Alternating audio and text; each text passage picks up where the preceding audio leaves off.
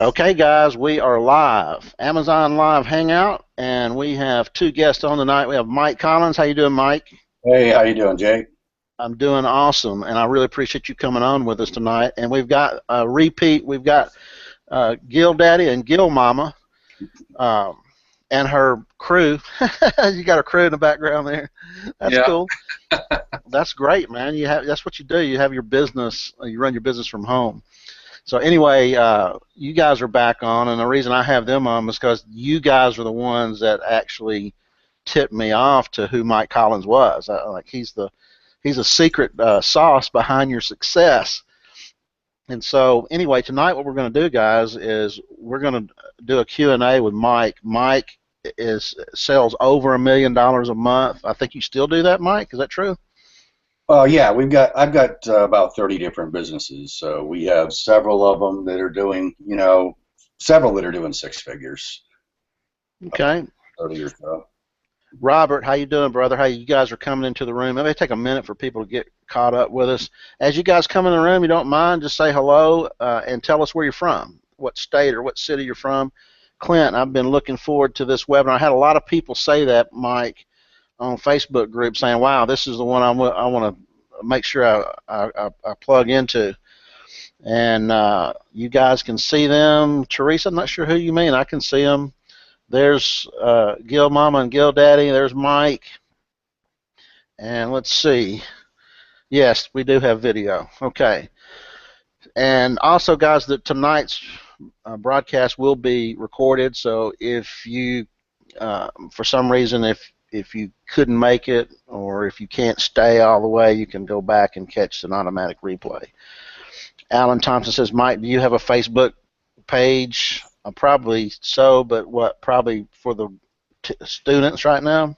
We have a private Facebook group where we all work together, more like a giant mastermind. So Cool. it is a closed group, but there's a way in. Okay. Hey, Christopher from Barbados. Cool. And let's see who else. We got Giles Daniel from Florida and Sandy B from Illinois. Excited.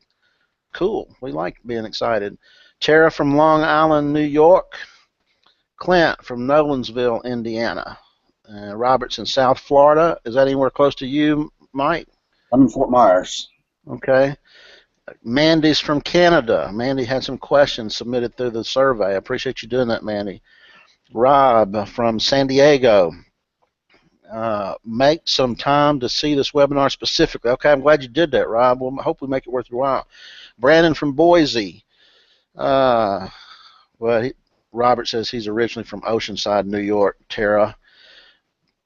John says, what's up from Chicago? John from San Diego. Lynn from Michigan. Alex from Israel. Okay, Alex, you got the furthest prize award so far. Let's see, Jason's from Philly. Jimmy from Mississippi. And okay, so Christopher says, I want in, Mike. We'll give you guys a chance to do that. Here's what happened. Did any of you guys that when you signed up for the webinar, I put a video, I don't know if you saw it, Gil Daddy and Gil Mama. I went into the interview that I did with you guys. I took about a 3-minute clip where you guys spilt the beans on how you got your training and who you mentioned Mike. I don't think you mentioned him by name, but I was flabbergasted at that time. Anyway, I put that video up on the thank you page so people could see that.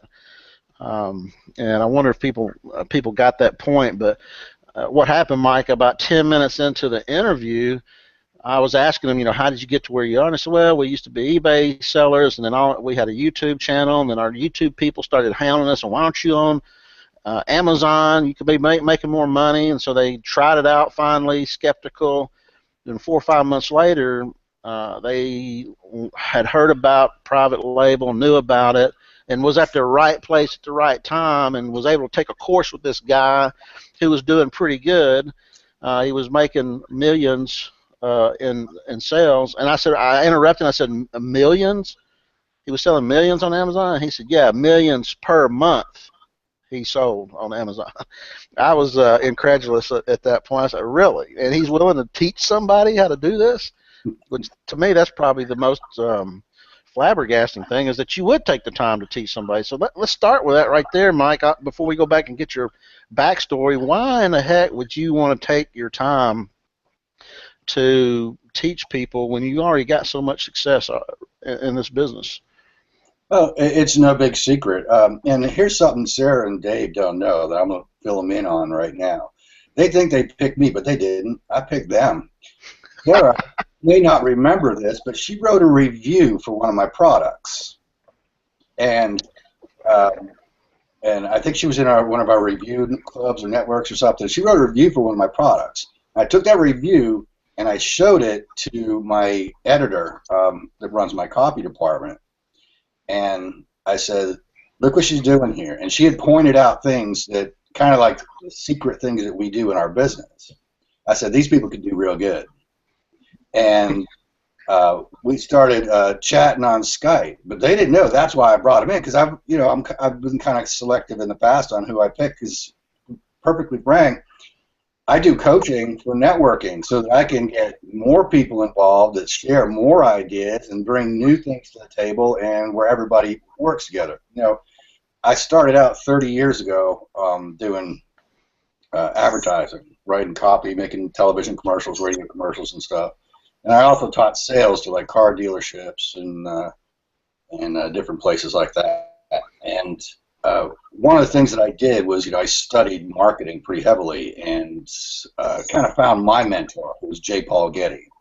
And he said that his success is totally dependent on one thing: is he built his success upon the success of others.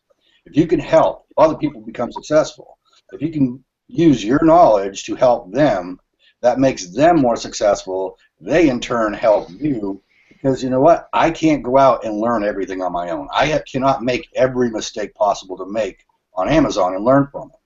However, I have a large group. They're all collecting data, and we're all sharing data. I'm in a unique position to use that data to do testing from some experience that I have on how to test things and how to find solutions and stuff. So I was kept an eye out for talent, and that's what Sarah and Dave were. They were talented. They didn't know it, but I chose them. So what do you guys think about that? Well, that's kind of odd that I got chosen to sell products because of a review I wrote, but I am a pretty good product reviewer. What can I say?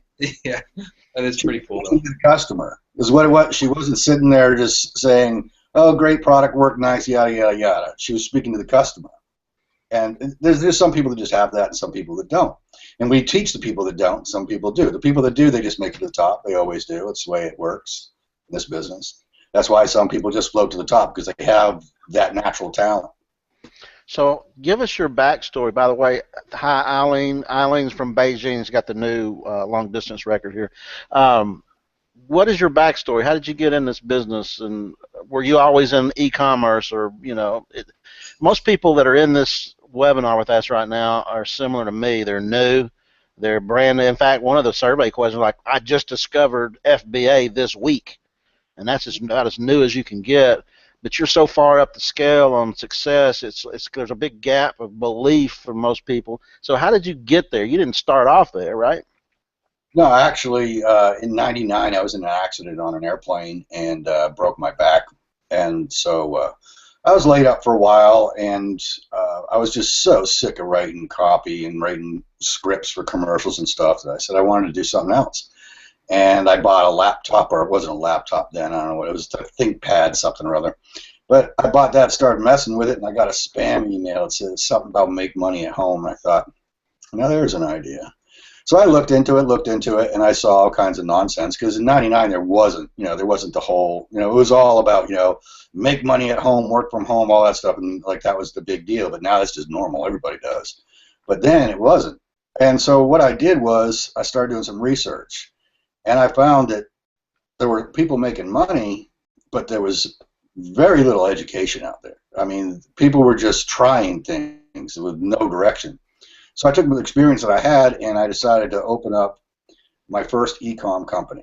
I didn't even know how to create a website. I think my first website was one that you got free from the hosting company when you buy hosting. But it was called Pea Patch Kids, and it was organic baby clothes. And it started out where I was just going to do drop shipping. And then I just found, just by happenstance, I found out that, wow, I can actually have stuff made. And it's not that big of a deal. And so I did. So I built an entire line over the course of about 3 years. I built an entire line of organic baby clothes, and I sold that company to a big national brand who incorporated my brand into theirs. And it's all history from there. I just got into every sort of internet marketing, e-commerce you could find. I've built numerous companies since then. So you had a lot of websites where you weren't selling on. I mean, obviously in '99 you weren't selling on Amazon, and probably didn't start till the 2000s. So Right. you did a lot of old school e-commerce where you had a website with a shopping cart, that sort of thing. Mm-hmm. I had an aha moment is what happened. I was competing. When you have your own website, and e-com is great, and don't get me wrong, you know, I do my own e-com, and a lot more complicated. And there's a huge learning curve when it comes to doing standard e-com. But I had this aha moment on Amazon when I realized that it levels the playing field. You know, when Heinz, Heinz Ketchup, Heinz 57, started out, he folded little paper cups and put his sauce on it and sold it from a cart walking down the street. Now, at that time, when he was selling these little paper cups of sauce for a penny, he didn't have any dreams of, you know, ketchup bottles being on every table in the world with his name on it. But there's a place that you got to start. And so I looked at this and I said, you know, this puts me on a level playing field. I can start anywhere. And my first product, my very first investment on Amazon, and actually, if you want to get technical, the only money I've ever invested in an Amazon was $80. I spent $80 for my first product. Rolled it over, bought some more product. Rolled it over, bought some more. Rolled it over, started spreading out, and just grew. But it all originally started from $80. And So you no idea how Amazon worked, other than the fact that it was a crowdsourced site. So you bootstrapped from the get-go, to where you are now. Yeah. And by the way, Mr. Hines probably didn't know he was going to have a son-in-law by the name of John Kerry.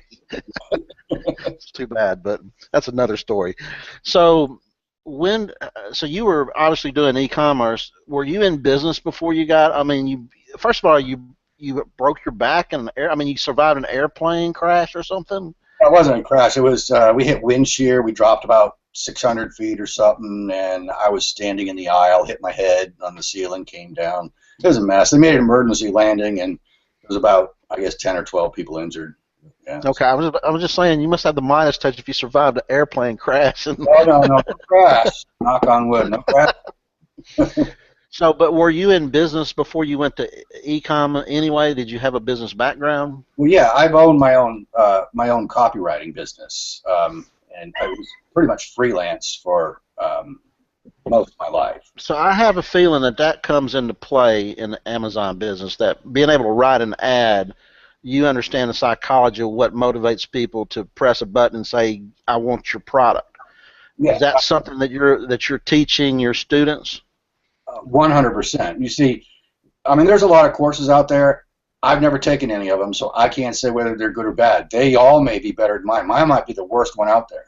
But I know this, that we don't have people fall through the cracks. We don't let people fall through the cracks. I have people that say, you know, Mike, I'm not making it. I'm struggling. And I give them one or two options. They sit down with me and they work with me one-on-one, or I'm going to go kick their door down, make them work, one or the other. You know, we don't let people fall through the cracks. Because there's something that I was lucky enough to have, and it was just pure luck, that I had 30 years of this copy nonsense behind me, and speaking to the customers, and knowing how to turn potential buyers into those customers. And by bringing that into this business, I was able to expand the way I did, simply because I was getting more top-selling products than my competition was. Gil Daddy and Gil Mama, can I get a witness about beating your door down or getting with you one-on-one? Yeah, Mike's been there every time we've needed help with anything still. And I mean, we did the training, God, over a year ago. about a year and a half, almost 2 years ago, we Something did it, like and that, I have his phone number, I have his Skype, I have his email. I can, if I really want to get a hold of him, and I probably could find his address and knock me down his door if he wouldn't show up and help. I invite people to my warehouse all the time. I got one guy coming next week. I've worked with him so much, and he just keeps making the same mistakes, and that's not the norm. Okay, most people don't. Now this one particular guy, he kept making the same mistakes. I said, you know what? I said, you need to get in the car, you need to drive down to my office, and you need to sit on my couch in my office with your laptop and do what I tell you to do for a whole week. Come down here and work with me, and we'll get you sorted out. And so, you know, I make myself accessible as much as I can. I mean, you know, it's like I always tell people, if you Skype me, I'm going to answer you back, but I might not be able to answer you right this second, but I will get back to you.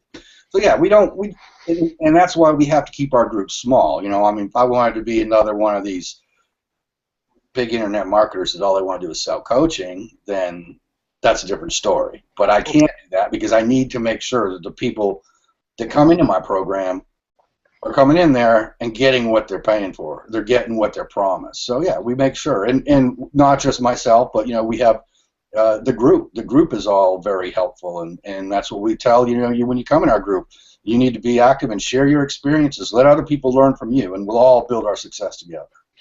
Well, I want to also, hey guys out in the room there, if you have questions, please post your questions. We've got a lot of questions that came in through the survey, and we'll answer those questions. But yeah, I want to start drilling down a little bit about, I want to talk about your course, because that's one of the reasons we're doing this on a Tuesday night. On Thursday nights, I just do interviews, and we don't sell anything, and that's part of the, I guess, the attraction to what I've been doing since January, is just interviewing successful sellers, just to, you know, whatever, anything we can do to squeeze a nugget out of somebody's brain on how we can improve our sales or improve our business, and that's what we've been doing. But I was sold out when I saw how Dave and Sarah, you know, how they comported themselves, and how they went from where they were to being successful. To me, it was like an overnight success. I don't know if that really happened to you guys, Dave and Sarah, but you guys went from like 0 to 10 private label products in just a month or two, I think it was. It was like crazy, and I couldn't understand how you could do that fast, because, you know, there's other guys out there teaching, you got to do one product and stick with it and make sure you understand sales of that product, and then maybe introduce another product, you know, 6 months from now. And it doesn't sound like that's the way you do things, Mike. It sounds like you guys are faster. Is that true, Gil Mama? You know, when we first started, we started, of course, with one product. It wasn't like, you know, in a month or so, you know, that one product we were still learning. We were still, you know, new. So trying to get this one product, we didn't know how successful it's going to be. I'd say probably in about 2-3 months, then we expanded that one into, like 6, and then we toned down 2 of them. We didn't really like the 2. We had 2 that weren't doing as well as the 4. And then we just kept growing from there. But it didn't take us long. You know, I think it was probably about 2-3 months, and we were probably, it may have been less, I don't remember, but, you know, profit-wise, it was probably doing about $10,000 a month profit. And that's when I was like, why am I doing eBay? You know, this is, you know, this thing is taking the least amount of my time, and I'm making more money at it, you know, than I am doing eBay. So we just slowly kind of toned down our eBay business, and now if I sell something on eBay, it's like, oh, it's for fun, you know. It's like, oh, I'm going to list a couple things and see if they sell. So did you guys get into private label before you met Mike, or did you get that first product after you met Mike?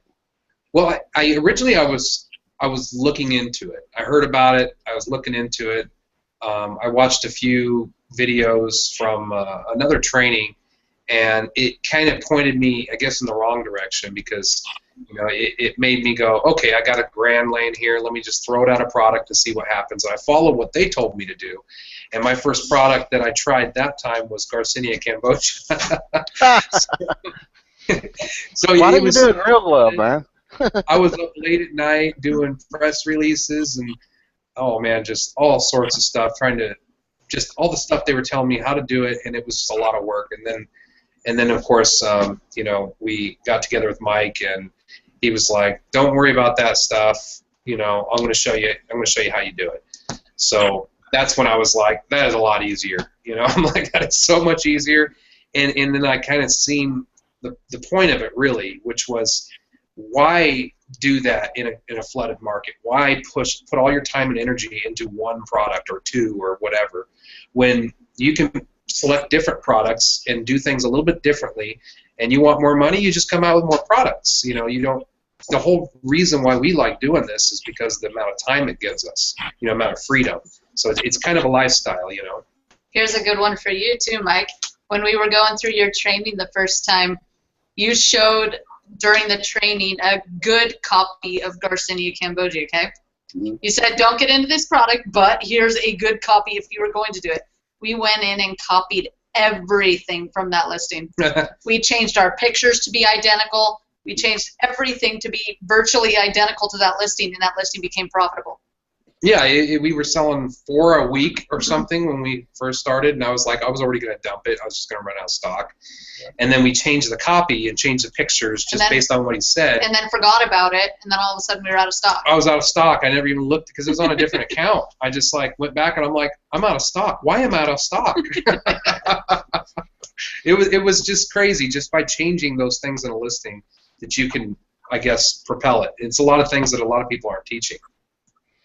Yeah. Okay. Well, the big thing is it all boils down to common sense. I mean, you know, if you look at some, let's say you got a group, 10,000 people, and you teach them all how to do things. Say, you know, step by step by step, follow this step every step of the way.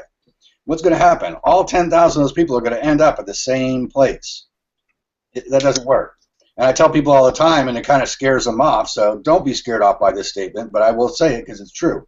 If you follow what I do exactly, step by step, you're guaranteed to fail. Why? Because I don't teach you how to do things step by step. If you do things step by step, you're going to fail. Every product is different. Every customer's or demographic is different. And you have to approach those demographics differently. You have to approach your products differently. And hopefully that's what I'm able to get across to people, is how to go out into this marketplace and find products that suit their needs, suits their niche or their whatever it is that they want to be in, and to be able to market it well and make profit and scale. It's all about scaling, constantly scaling. And you know, we've got people in our group that are, I mean, like brand new. I mean, just starting out, and they're seeing, you know, these people making, you know, all these people that are making 6 figures a month, and they feel intimidated.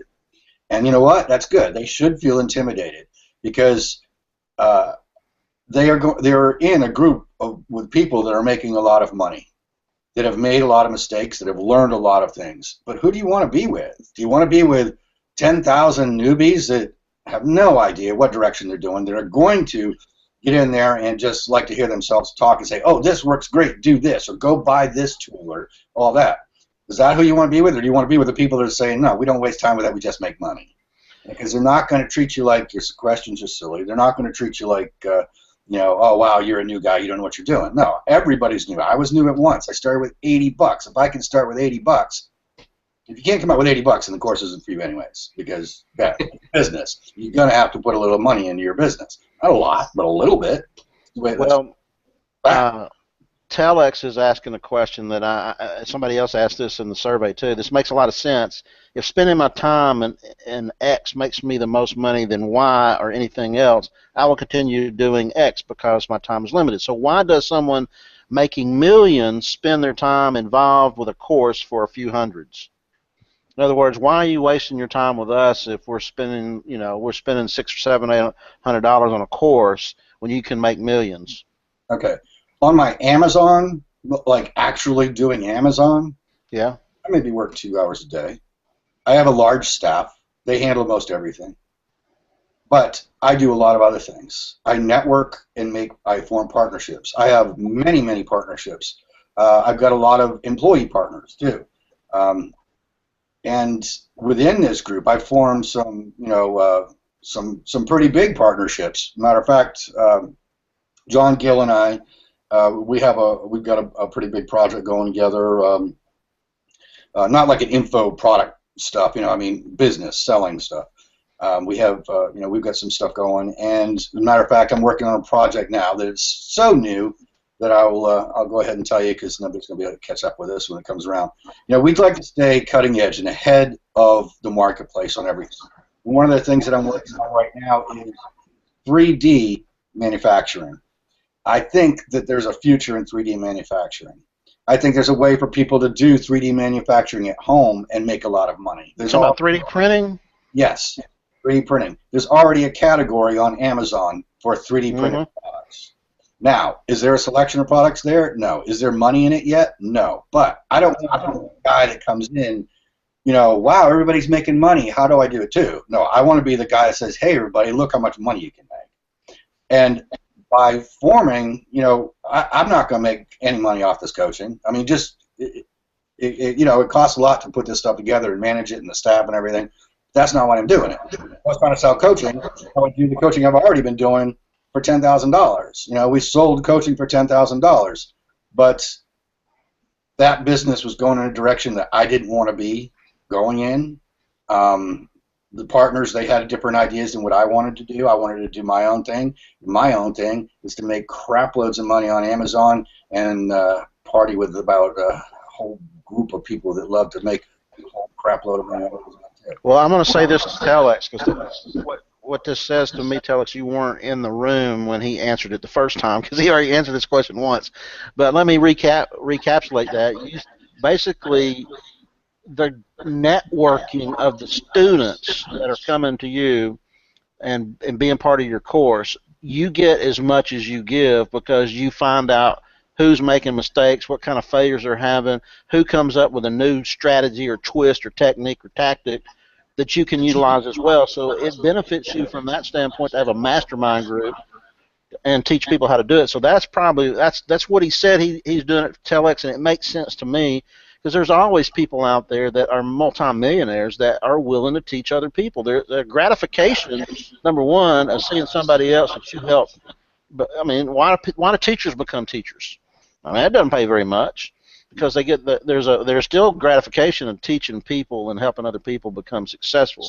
So that I understand why you do that. But here's the thing that got me is when Gil Mama said, "Oh yeah, he is willing to teach people." In fact, we got lucky. We were in his first class, and back then it was really low. It was only like $600, and we got in that one. But now it's very expensive. And I found out later it was like $5,000, and for me, I just won't spend $5,000 on a course. I don't care how good it is. I got real close though, because after the interview with Gil Mama off air, I asked her. I said, I've thought about that course. I've seen it before. I didn't realize that's one you guys were in. Maybe I should scrape up my $5,000 and get in there, because you guys are having success. She goes, "No, hold off." I said, "Why?" I said, "Because something might be happening." I said, "Really? Tell me what's going to be happening." And she explained that your partners, Mike, had decided to not only raise it from $5,000 to raise it to $10,000, and that's where you finally said, "Oh, come on, this is ridiculous." So you bailed out of that. You extracted yourself from that situation and opened your own course. I'm just going to ask you right now, what is the price now? I'm not sure. I know it's either $695 or $699. I don't know. Yeah, one of those two. I don't know either. $695, I think. $695, I think. No, the reason that I'm not selling $10,000 coaches is, honestly, you don't get new people in there at $10,000. Is the course worth $10,000? Yeah, it's worth more. I mean, I don't know anybody that had made the money back. And I also know that I'm the only guy out there that has never had a refund. We've yet to have a single refund. Not one person has asked me that. Because the people that came in were they really desired to make money, and I made sure they did. Now, I can't guarantee everybody's going to make money. Nobody can. That's all dependent on you. But I can guarantee you'll be prepared to do it. So is it worth $10,000? Absolutely. Do I need to charge $10,000? No. Would charging $10,000 hurt me? Yes, because I'm going to get people that are already in there, set in their way, and just looking for new tactics. So what are they going to do? They're going to come in and push the ways they've been doing things, to push the things that they may have learned somewhere else. So I'm bringing in an element of people at $10,000 that are going to be less helpful to me. Paul, who was he's my partner, and actually he's one of the coaches now. Paul has made me millions of dollars this year, and he was one of my first students. And I started, and I didn't, you know, when Sarah and Dave got in, it wasn't like I had a coaching program you could just go sign up. I did it because somebody asked me for help. It was a young guy that was just had a new baby, and he was married and lived in a one-room apartment in New York City. Not a one-bedroom, but like a one-room apartment. He was an entry-level position as an engineer and overloaded with student loans. And he asked if I could help him make an extra $500 a month. And I said, let's sit down. So I worked with him for a while. 8 months later, he sent me a letter and a picture that showed him and his wife, who was pregnant again, in front of the home that they owned in Westchester County. And he had quit his job as an engineer and just at Amazon. That gave me a really good feeling. I mean, you know, still thinking about it today, I get goosebumps because it was really good. And so he had a friend, and then they had a friend, and so more people started coming in, and that's when I started doing the coaching. And then when I took on partners, because it got to be so much work, that's when they kind of ran with it, and the price got raised, and it just went in a direction that I didn't want to go, because I don't want to be an internet marketer, info marketer. I want to sell stuff on Amazon. It's fun. Okay. Let's do some. I've got some echo here. Can you get your mic while I speak? Okay. I don't want to get an echo. That's better, I think. Okay. I want to start asking some questions because I want people to get real good information. Guys, we're going to, there's going to be an offer button here in a minute where you can go. In fact, somebody already asked me for the link. Janice did. I put it up there if you want to go ahead and claim your spot. Is there a limit, Mike, on how many people you're going to take in this course for this week, or you just open up the course and whoever gets in, gets in? You got to unmute.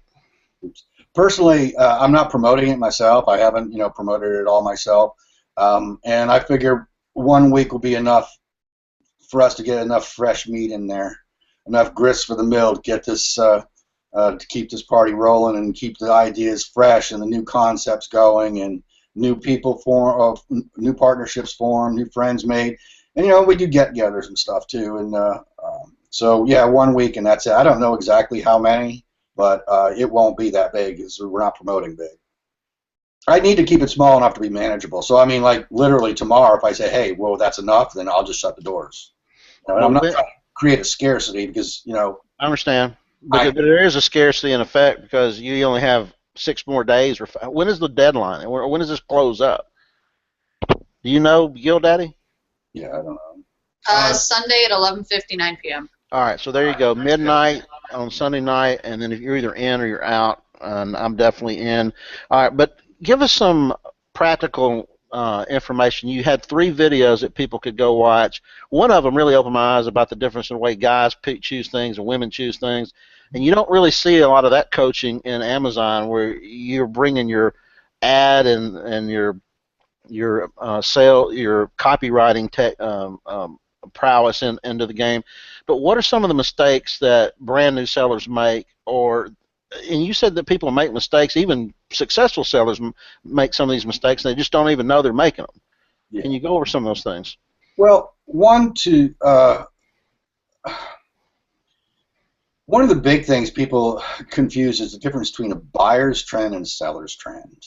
You know, they see hot new items and stuff, and they don't realize that it's really it's a seller's trend and not a buyer's trend. When buyers are buying stuff up, you know, you'll see a whole bunch of listings of product get saturated, and they get saturated quick, and that's because the factories are creating this seller's trend by promoting it and having, you know, lots of listings show up. A lot of times you go on Alibaba and you'll see one product, you know, 50 different times, and it's all the same factory. And these are things that they do when they're trying to get rid of the old molds, so to speak. You know, they've got molds for products and they were popular, and now they're trying to push them.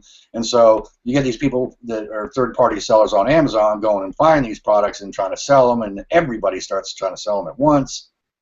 And so trying to define the difference between buyer's trends and seller's trends is probably one of the big mistakes people make. You know, I get asked a lot, you know, what are your products? I can honestly say I don't know. I have thousands of products. I know what some of them are, but I don't know what all of them are by any means. I teach people how to get factories to work for you. I have factories that manage my inventory. I mean, they literally log into my Seller Central account and manage my inventory for me. And they send me new products automatically. You know, I just send them an invoice at the end of the month because I've trained them to look for products that I want. Products that are going to work for me. So I get factories and suppliers working for me, doing most of my work. That's why I don't really spend all that much time on Amazon. You know, 2-3 hours a day is all I spend. Most of the time I'm fishing. I'm not coaching, I'm fishing. But that's probably the biggest thing that I think that new people make is not knowing how to pick products properly. That's fun. You mentioned there. Funny, I was at a big arts and crafts festival this weekend. There's probably like 80,000 people that come through this little town. They had over 1,000 booths. I literally saw 4 different booths selling this one toy product that I'm thinking to myself, wow, if there's 4 booths right there selling the same, it was like a Lego type thing on motorized gears and whatnot, new blocks or something. And I'm thinking to myself, normally I would say, oh, that might be a product I can sell on Amazon. But I'm thinking, if there's 4 people that have had the gumption to go to a craft show and set up a booth and have a whole bunch of this stuff to sell, then it must be peaking out. It must be on the peak side. So I just dismiss that. That's probably a dumb idea. But that's what you're saying, is that there can be a rush to people to sell it. Doesn't mean everybody's buying it, though. You can just have a lot of sellers, like these silicone grill gloves. There's 1 million sellers of those, but I can't imagine they're all selling them. Well, I can tell you that I got a lot of them in my warehouse from people that are selling them. You know, because we do FBA prep at our warehouse for people, and so we do have people that are selling them. A lot of people that are selling them, but you know, yeah, it's saturated. Like same thing with those pulled pork claws, the barbecue claws. I sold them when there was one other person selling them, and I was doing, I don't know, it was probably doing 20 to 25, I'm guessing here, 1,000 a month. I was on that one product, but I didn't have any competition. Did I sell them the next year? No, of course not. It was an old product. Now all these. I want to challenge you on that, though.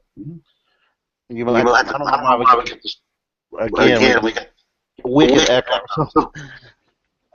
Okay. I want to challenge you on that because it seems like to me that if you were the first one there, then you would just have organic ranking. You would have lots of reviews and feedback, etc. If that's the case, why wouldn't you just keep selling them because you're still the #1 guru? Very good question. People marry their products. They see something making them money and they decide, hey, you know what? I love this product and I'm never going to let it go. I see it every day. People do it every day.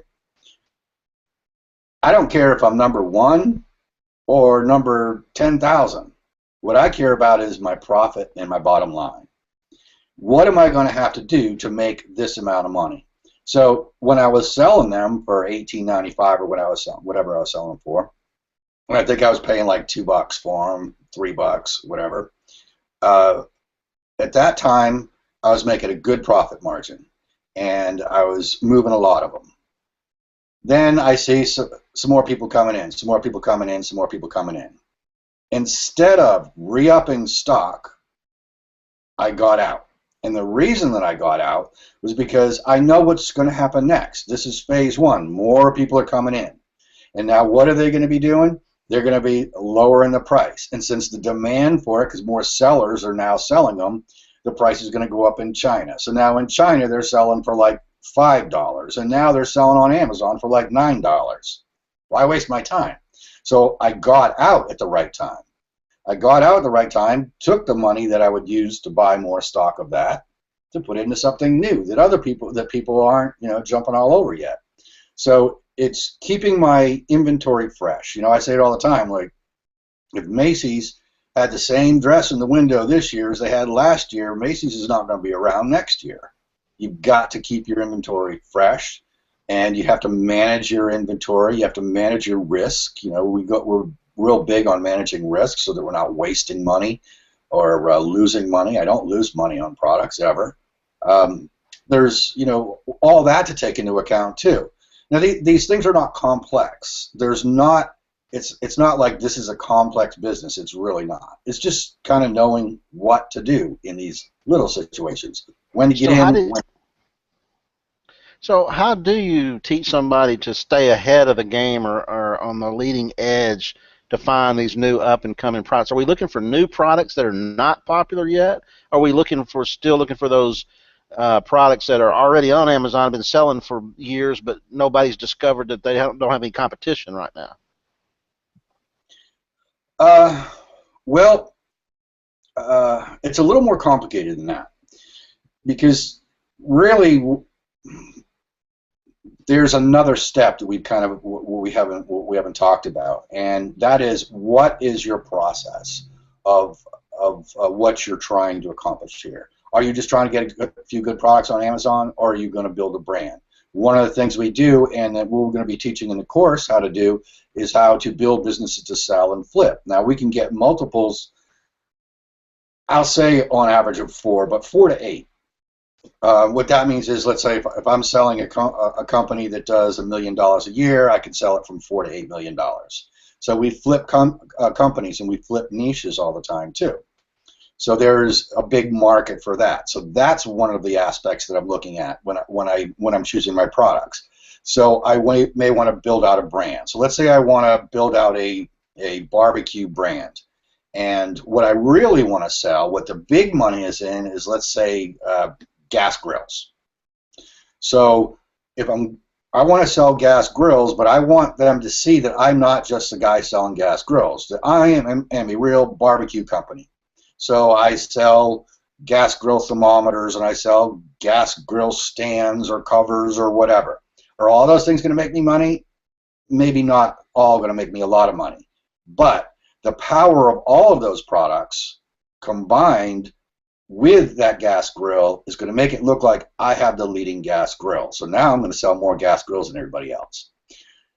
So maybe, you know, I may not get rid of a product or add a product simply based on how that product's going to perform. It's how it's going to complement my overall strategy in the niche that I'm building. Okay, so take a look at Hen's question here, because this fits right in with what you're saying. Is what are your thoughts on importing anything under the sun versus keeping it within a niche to build a brand? What are your thoughts on selling outside of Amazon? That's a separate question, but that first question, he's going right to the heart of that. So are you suggesting you should always build out a brand, or that you can build out a brand with this group of products but also be selling a bunch of stuff over here? Oh yeah, no, I mean, I have many products that are no brand. I have products that are part of a niche. I have, you know, just hot products. You know, maybe just a summer line. You know, maybe in the summer, I'm just picking random stuff here. I'm not saying I actually sell it. I probably do, but I don't know. Blow up rafts. Okay, now let's say I don't need to build a brand around pool rafts. Okay, I don't need to have a big brand because pool rafts are the big thing, and my customers need confidence in me. No, I'm just selling pool rafts for $10 or whatever, something like that. That's a standalone product. There's money in it. So yeah, in the summertime, I'll sell it. It doesn't necessarily mean that it's going to be part of some other bigger thing. So we're kind of really all over the place. Are you selling that under the same account then? Like you have a brand and plus you're selling these under the same account? Yeah, sure. I mean, you can sell. The only time that we don't use other things in an account is if we're creating an account specifically that is going to be sold.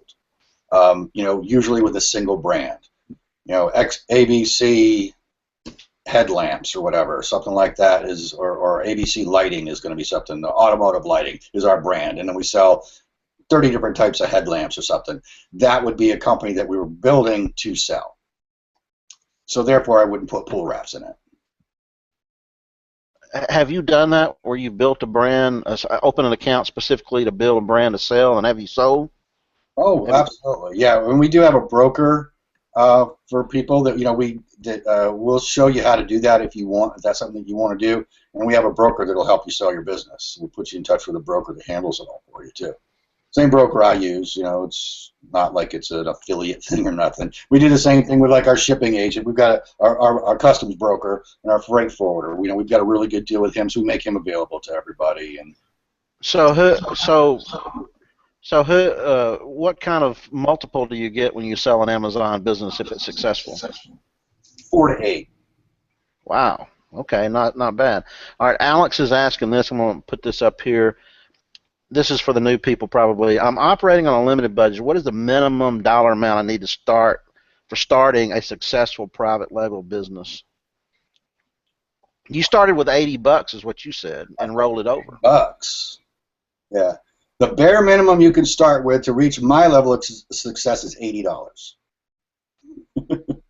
I know that from testing. So I don't know if you were in here, Alex, when he said this at the beginning of the interview, but he literally spent $80 on his first product, took the profit and rolled it back in, and just kept rolling it in. And that's where he is today.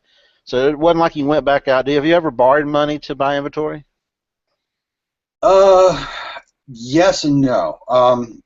Every business stands on its own. Every one of my businesses stand on their own, and they have to. I don't rob Peter to pay Paul, so to speak.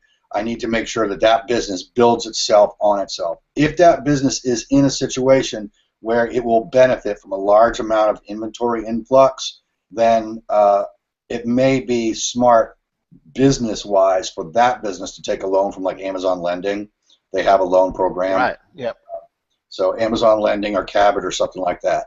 If it's a wise business choice to take on debt for that business, then I'll do so. And is that something that we can learn? Is that something we can learn in your course? Yeah. Okay. And then I'll ask. I mean, we do webinars every 2 weeks. We're going to be doing live webinars for when there may be a time where a topic comes up like selling the business. So that may be something that a lot of people are working on at once. So we'll do a live webinar and talk about it and go through, work out the problems and find the solutions to different things and stuff like that. So it's I don't want people to think that this is a course that you join and you watch the videos and okay, now I'm off on my own. That's not what we're trying to do. Those aren't the customers we want. If that's your plan, please don't buy my coaching because that's not what we're looking for. What we're looking for are people that are going to participate and grow. And they're going to scale, and they're going to build successful businesses, and they're willing to share their knowledge with other people. Gil Daddy and Gil Mommy, what's your take on how much somebody can start a business on? I mean, we know his is 80, but how did you guys start? I mean, you guys already had a successful eBay business, so you might have cheated, but yeah. I don't know. When people ask me that, I always tell them between 500 and 1,200 to get a legitimate first product order from, say, like Alibaba. I mean, realistically. But yeah, I mean, you could go all the way lower than that if you wanted to. I mean, you could go down, basically go down to the dollar store and repackage something and put a sticker on it with your brand and sell it on Amazon and flip that money. So if you don't have that much money, then yeah, you could totally make do it that. work. Yeah, you can make it work. You can make it work for sure. But to get a nice, good order, from like Alibaba or something, you can do that. And I think last time you had us on, we were talking about think about AliExpress. Like you could get a few items and throw them up there, and just kind of test. You could do that all the time. I mean, and see if it's profitable. That was my next suggestion to Alex. AliExpress is a subcategory of Alibaba where you can basically go in and buy an item, 1 item, or 50 items, or 22 items. You can figure out how much you can afford to spend, and you may have to mute you guys may have to mute. You could go out to AliExpress and decide I'm only going to spend $250 and find 20 items and get it shipped to your house and send it in the FBA and private label it. So you can start low with a low amount, Alex. And I bet if you're in this course, I imagine there's probably a group of people that talk about how to bootstrap and suggest ideas on how to do that.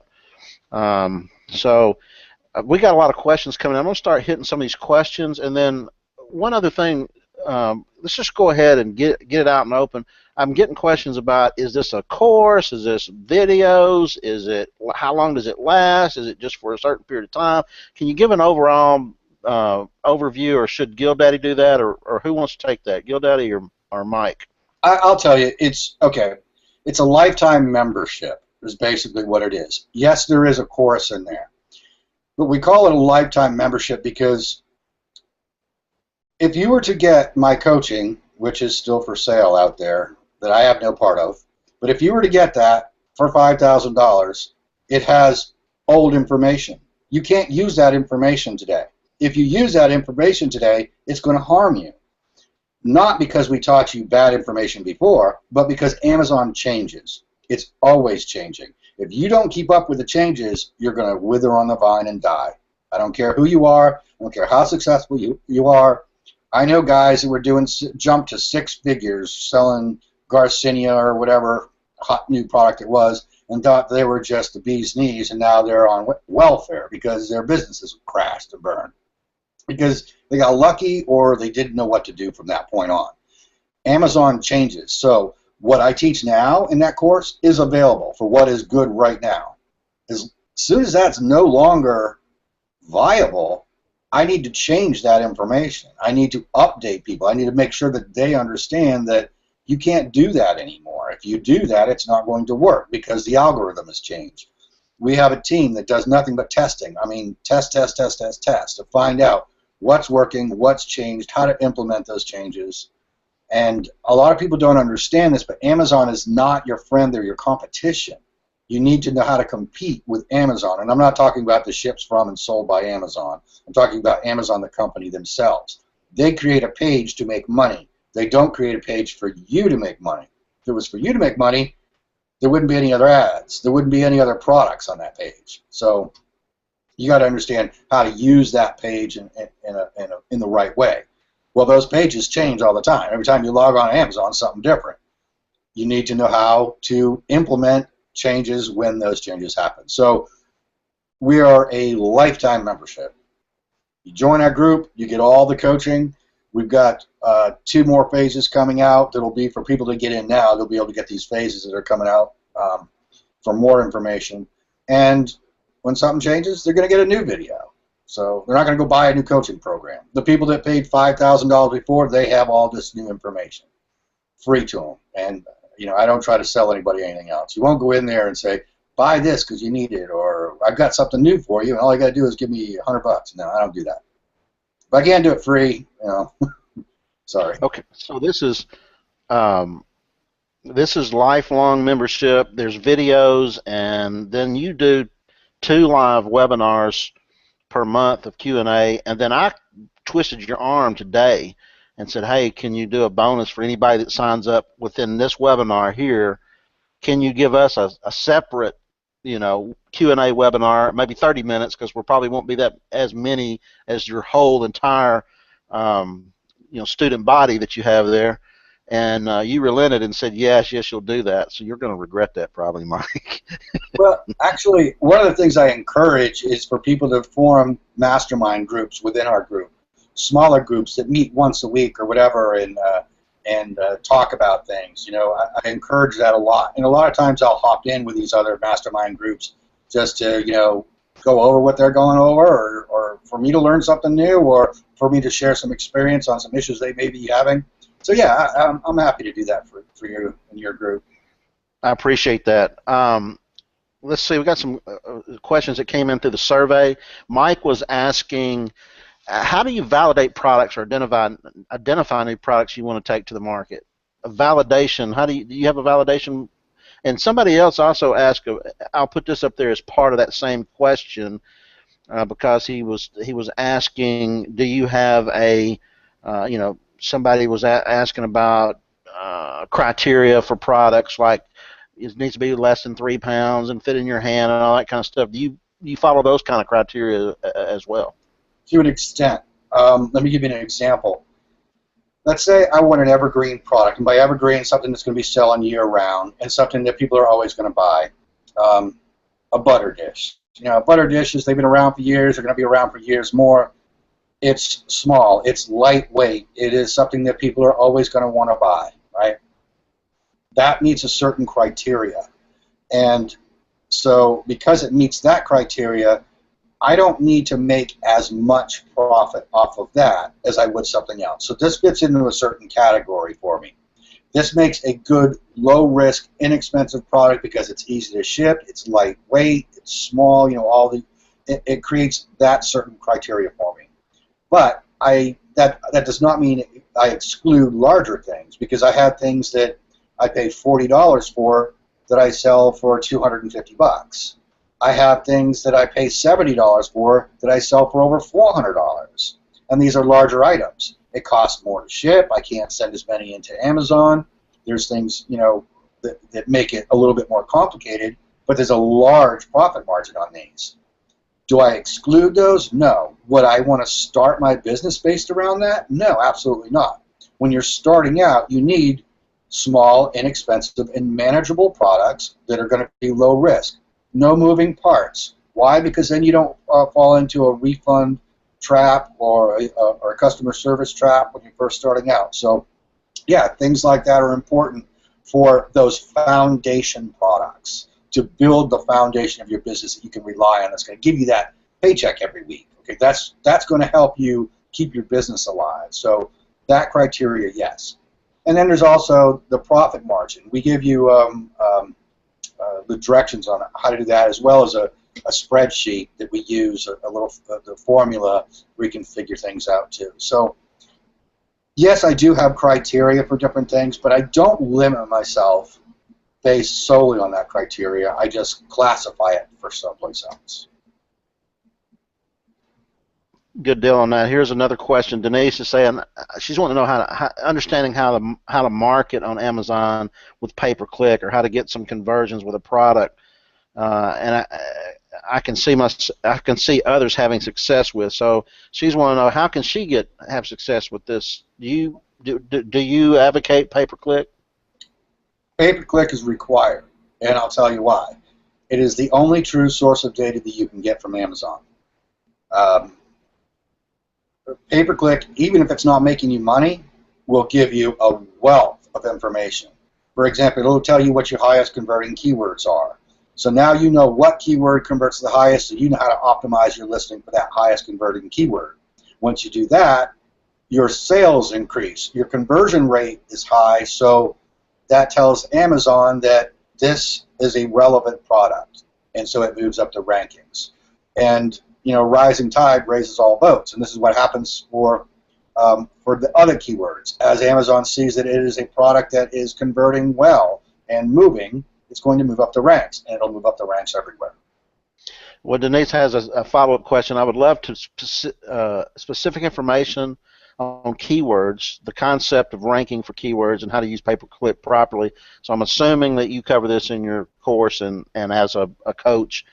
I don't solely understand how this system works, so I'm going about it in a haphazard way and failing. Can you make her unfail?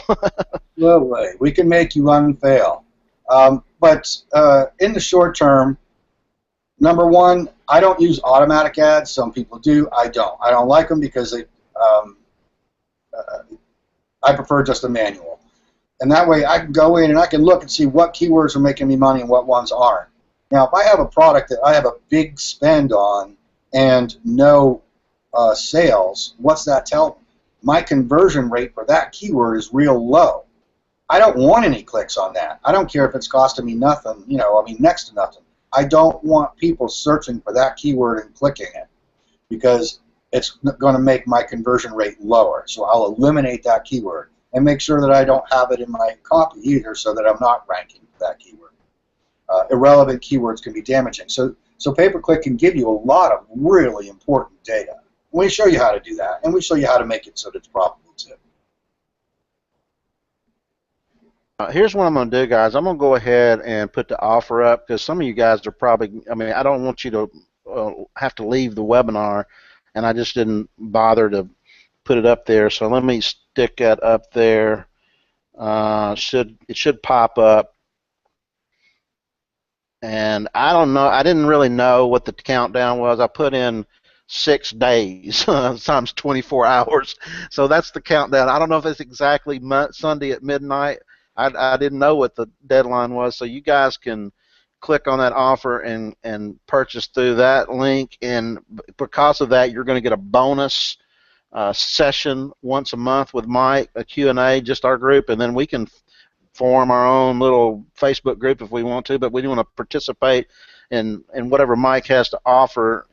I've been looking through I just got into your course and started looking through it, and it's jam-packed. In fact, I was wondering if you would allow me to maybe screen share and just show people the listing of the different, is it Yeah, okay? We're not one of those you got to pay to see. Go ahead, show it to them. Have a ball. All right, let me see if I can figure out which one this is. I think it's this one right here. Let me share it. Tell me if you guys can see that. I'm going to go to the dashboard. Yeah, we can see. Okay, so there's phase 1, build your Amazon business. So when you click on that phase, then you've got before you sell, product sourcing, supply chain, let's start selling, seller central. So let's say product sourcing is a thing that everybody wants to know how to do. So when you go in here, you got videos, introduction to product sourcing, getting product ideas, creating an Alibaba account that gets results.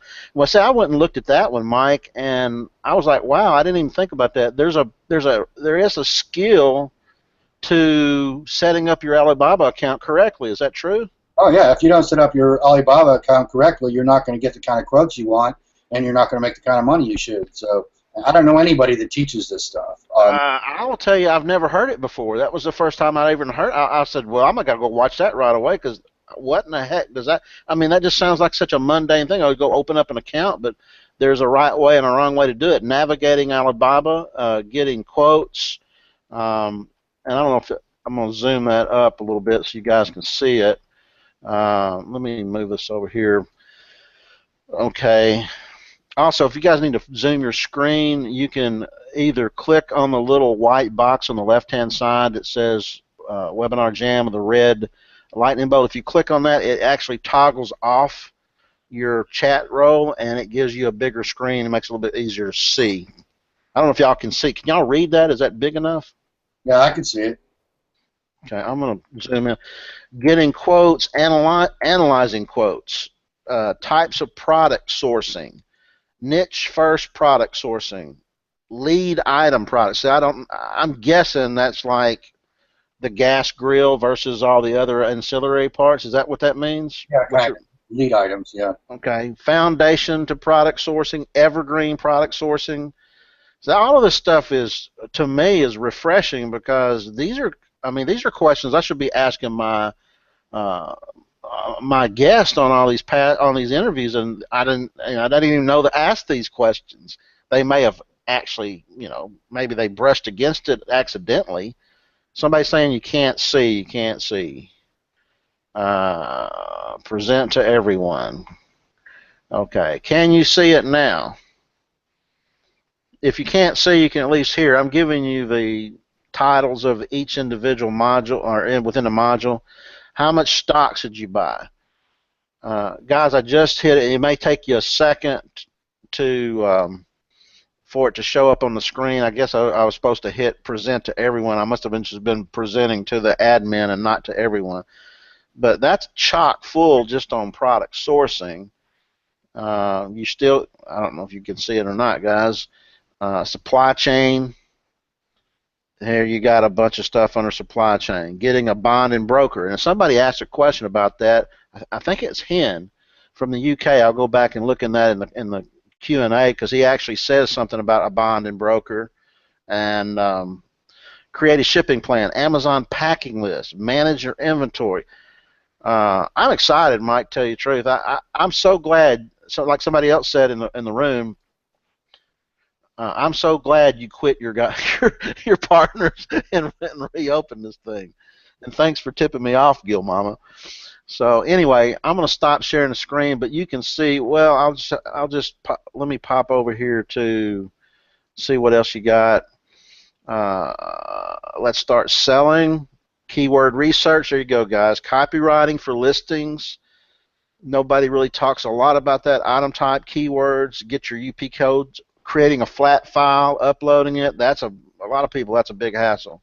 On-page listing creation, FN SKUs, and this is chock full of stuff. I haven't even been through all of this. Selling on an existing listing, take advantage of Amazon sales page with, what is that? FBT, what in the heck is that? Frequently bought together. Ah, okay, cool. You don't leave anything unturned. No. Amazon sponsored ad, follow-up emails. And this is just the beginning. This is phase one. Phase two, I mean, and there's a lot you didn't show in phase one, but phase two and phase three, I mean, we take you whether, I don't care if you just tonight learned what Amazon was, or you already have 10 businesses doing $1 million a month. We take you all the way through. We'll help you all the way through. So you're going to add all this stuff later. How long will it take us to go through phase one to even worry about whether or not you got your phase two built out yet? Well, we're going to hold off 30 days on releasing phase two. And the reason for that is because if we don't, people can get overloaded. They're going to think there's just way too much to this. And it's really not. Like I said, I only work a couple hours a day. So a lot of it will seem new, but... What is Beyond Labs? When we do tests, we're going to post all our test results. And, you know, that's one of my big pet peeves with any form of coaching is when, you know, they say, do this, do this. And my first response is, well, what makes you say that? You know, how do you know? I'm going to show you how I know. When we create tests, we'll post them in there so you can see the test results yourself so that you can do things with confidence. Your business is way too important to make judgments on haphazard advice. You know, if it's not legitimate information, that's your money. Don't mess around with it. You know, I wouldn't. I don't want you to. So, you know, call me out. Nobody's ever been able to stump me on anything I say yet because I always have, you know, a reason for saying it. If I don't, you know, if I don't have a reason for saying it, I'm not going to say it. So you can take it to the bank. And we show it there so that you can see it in action and see how to do these things. So what are co-ops? This is where you're sharing your vendors that you use, that kind of thing? Yeah, well, one of the things that makes it good having a group like this is there are invariably you're going to have certain aspects of the business that you need. And you can go and you can hire somebody to do it and pay a fortune, or because we have a group, we're able to create a co-op where we could do these things a lot cheaper, like our warehouse service. Let's say let's say you're in Israel and you want to have and you want to do a test buy on, say, 50 units of something, and you want to ship them and you buy them off of AliExpress. Well, if you buy them off of AliExpress, they're not going to put your FNSQ labels on them. They're not going to inspect them. They're not going to do any of that. You can have it shipped to our warehouse, and we will take pictures for you, and we'll give you, you know, and we can write the copy if you want that. We do have a copywriting service because, you know, I can't write all the copy for all my products, so we have an entire team. We have a very skilled service staff to do that. And then we have the FBA prep warehouse, so that if you need that, and we keep it all extremely reasonably priced because we're all using it. So it's a co-op, not like a separate business. We're not trying to make any money off you. I'll never put anything on there that I'm trying to make money off you from. Now, Jamie is asking, is this a drip feed content where you can only get so much? I know what she's talking about. Like if you join, you get like 2 videos this week and 2 videos next week. It's all there right now. That's a trick internet marketers use to get their refund rates low. And no. So right now you guys have access to all of phase 1, which is there's plenty to keep you busy right there. Yeah, there's more than, I mean, you could run your business just off of that. Phase 2 is expanding, and okay, now I'm ready to, you know, really branch out and build. That's phase 2, and that'll be released. I think November 15th is when we're releasing that one. But we're not, you know, it's not like we're going to be selling, you know, every time we release something. It's just going to be released to the people then, because we've got a lot of results we're waiting on, things like that, so it's not completely ready. And here's where you can join your Facebook group. It's inside the, once you join the program, you just go down here and click and join the Facebook group and have access to that private group of and that networking. Thing will be off there too. That's just on there for a couple days because there was some people asking, saying, you know, hey, you know, I got a friend, you have an affiliate, so I put that up there just for people right now, but that'll be gone pretty quick too. Okay, gotcha. All right, I'm going to stop sharing the screen. I think what happened, guys, I was focused on Mike like this, and that's why you probably weren't seeing the screen, but there's the co-ops that I just mentioned, and then Beyond Labs is where you test stuff out, and then you even got news and updates, so I guess there's things that happen. You'll put an update up there, kind of almost like a blog. For example, I guess a couple weeks ago, Amazon sent out a lot of invites for Amazon Lightning deals. To give you an example, one girl was averaging about $500 a day in sales on this product. She got into a Lightning deal and did $35,000 sales. $35,000 in sales that day. So from $500 to $35,000 for the one day that did the Amazon Lightning deals. Now, when Amazon gives you a template to use, it's tricky, it's complicated. So we want to make sure that nobody misses out on this opportunity. So in situations like that, we'll create a video and put it up there and say, okay, this is exactly what you need to do in order to make sure you make the Lightning deal, so that people don't miss out. So that's what that area is for. Okay. Let's see here. Yeah, Horatio, if you signed up on my link, yeah, you'll automatically be able to take advantage of the calls. I didn't mean that you had to sign up tonight. Just if you do it through this webinar and you're signing up through the link that's on this page, or even the replay, as long as it's open this week, you guys will be part of our group. Yeah, so you ought to get a thumbs up because you did go early. You're an action taker.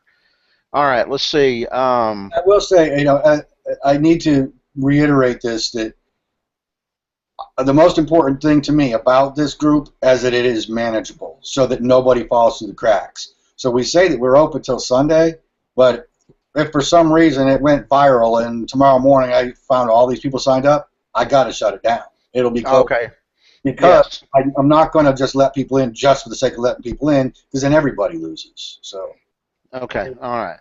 I don't have a problem. I see what you're saying. You're just saying, like, if it got posted out there somewhere and it went wild, and all the ASM are saying, "Hey, instead of paying $5,000, you can pay $600 over $695. Let's go over here." Yeah, I won't let that happen. All right. Wayne's asking, what's the lowest risk and cheapest way to get inventory the first time? Risk management is definitely something that we take into account. People ask me, so how many units do you buy, Mike? Well, that depends. How much have I got to put out? How much do I think it's going to sell? There's a lot of things I look for, and I go with the bare minimum. I might buy 20 of something. I might buy 100 of something. I'm not going to go out and buy 5,000 just because I'll save money. I don't care if I make money on my first initial test order. So let's say I'm going to buy 20 units of something, and I have to pay a higher amount, and I've got to pay for express shipping. So when all's said and done, I'm not going to really make any money on it. But let's say I make a couple of bucks. Big deal. What I've done now is I've taken that product, I put it in Amazon, and seen, did this rank immediately? Did it sell well? Is it moving? Is it doing what I want it to do? Yes, it is. Now I'll go dump some money into it, but not until it's proven itself. I'm not going to invest a lot of money in something right off the bat. We'll do pseudo branding, for example. Pseudo branding is where it looks like it's a branded product in the imagery, but when they get it, it's really not. And there's times when you can do that and times when you can't. You're not going to do that with, like a face lotion or something like that. But, certain products you can do pseudo branding, especially like kitchen items and things. Okay, good deal. Mandy's got little money to make sure that you're going to make profit. That's all. All right, let me go over here to Mandy. Had some questions. She's asking, make millions per month. Does this mean gross revenue or gross profit or net profit? And how much of this is from giving units away? Yeah, no, I'm not one of those guys that teaches give units away, keep giving them away, giving them away, giving them. No, on average, I give 3 to 10 units away tops on a product for initial handful of reviews. That's it. I don't give away any more than that. Gross or when you say you're selling millions per month, is that gross revenue? I'm sure that is. It's your sales. I don't want to get too specific on how much money I make. Let's just put it this way. I can go fishing any day I want on pretty much any boat I want. So.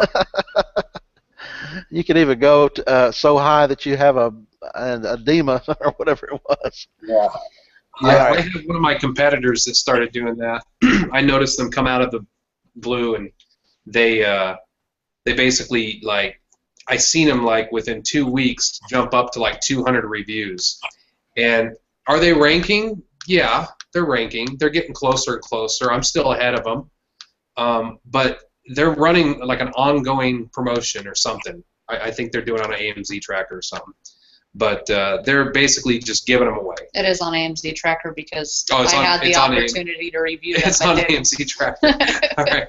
So they're basically giving away this product, or they might even be charging $1, but either way, they're still losing money.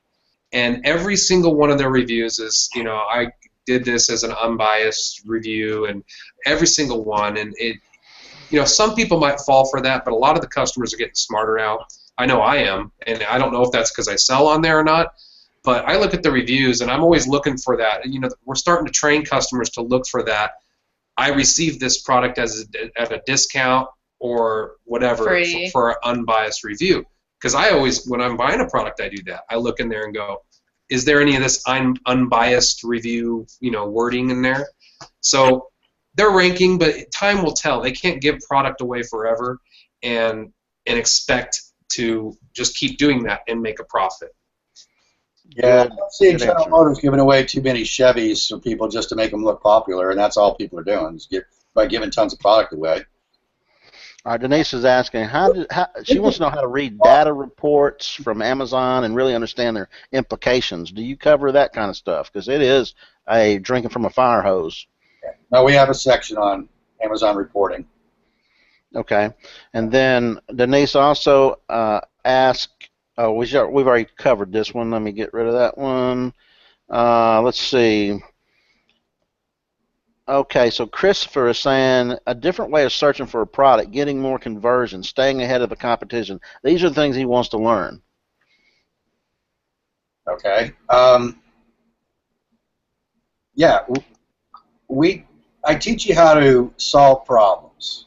When you're searching for products, you need to be solving problems. I don't teach go to the top 100 list and compare this, and this, so that everybody comes up with the same thing. And I'm not going to send you a list every month and say, hey, this is the 20 top products this month to sell. I'm not going to do that because then everybody else will be selling those 20 products. That's all nonsense. I don't know why people do that. They do. But we teach you how to go in there and create an Amazon business with ideas that you've been able to come up with on your own, based on techniques that we'll teach you, but they're going to be your own ideas, so that they're unique ideas, so that you don't have to worry about your competition getting all over your back. Now, I don't care about competition personally. Competition's not a big thing to me at all. Saturation, that's an entirely different thing. Competition breeds innovation, makes me make my product better. That's fine. Saturation, that's just when it's just, Time to move. Yeah. I get that.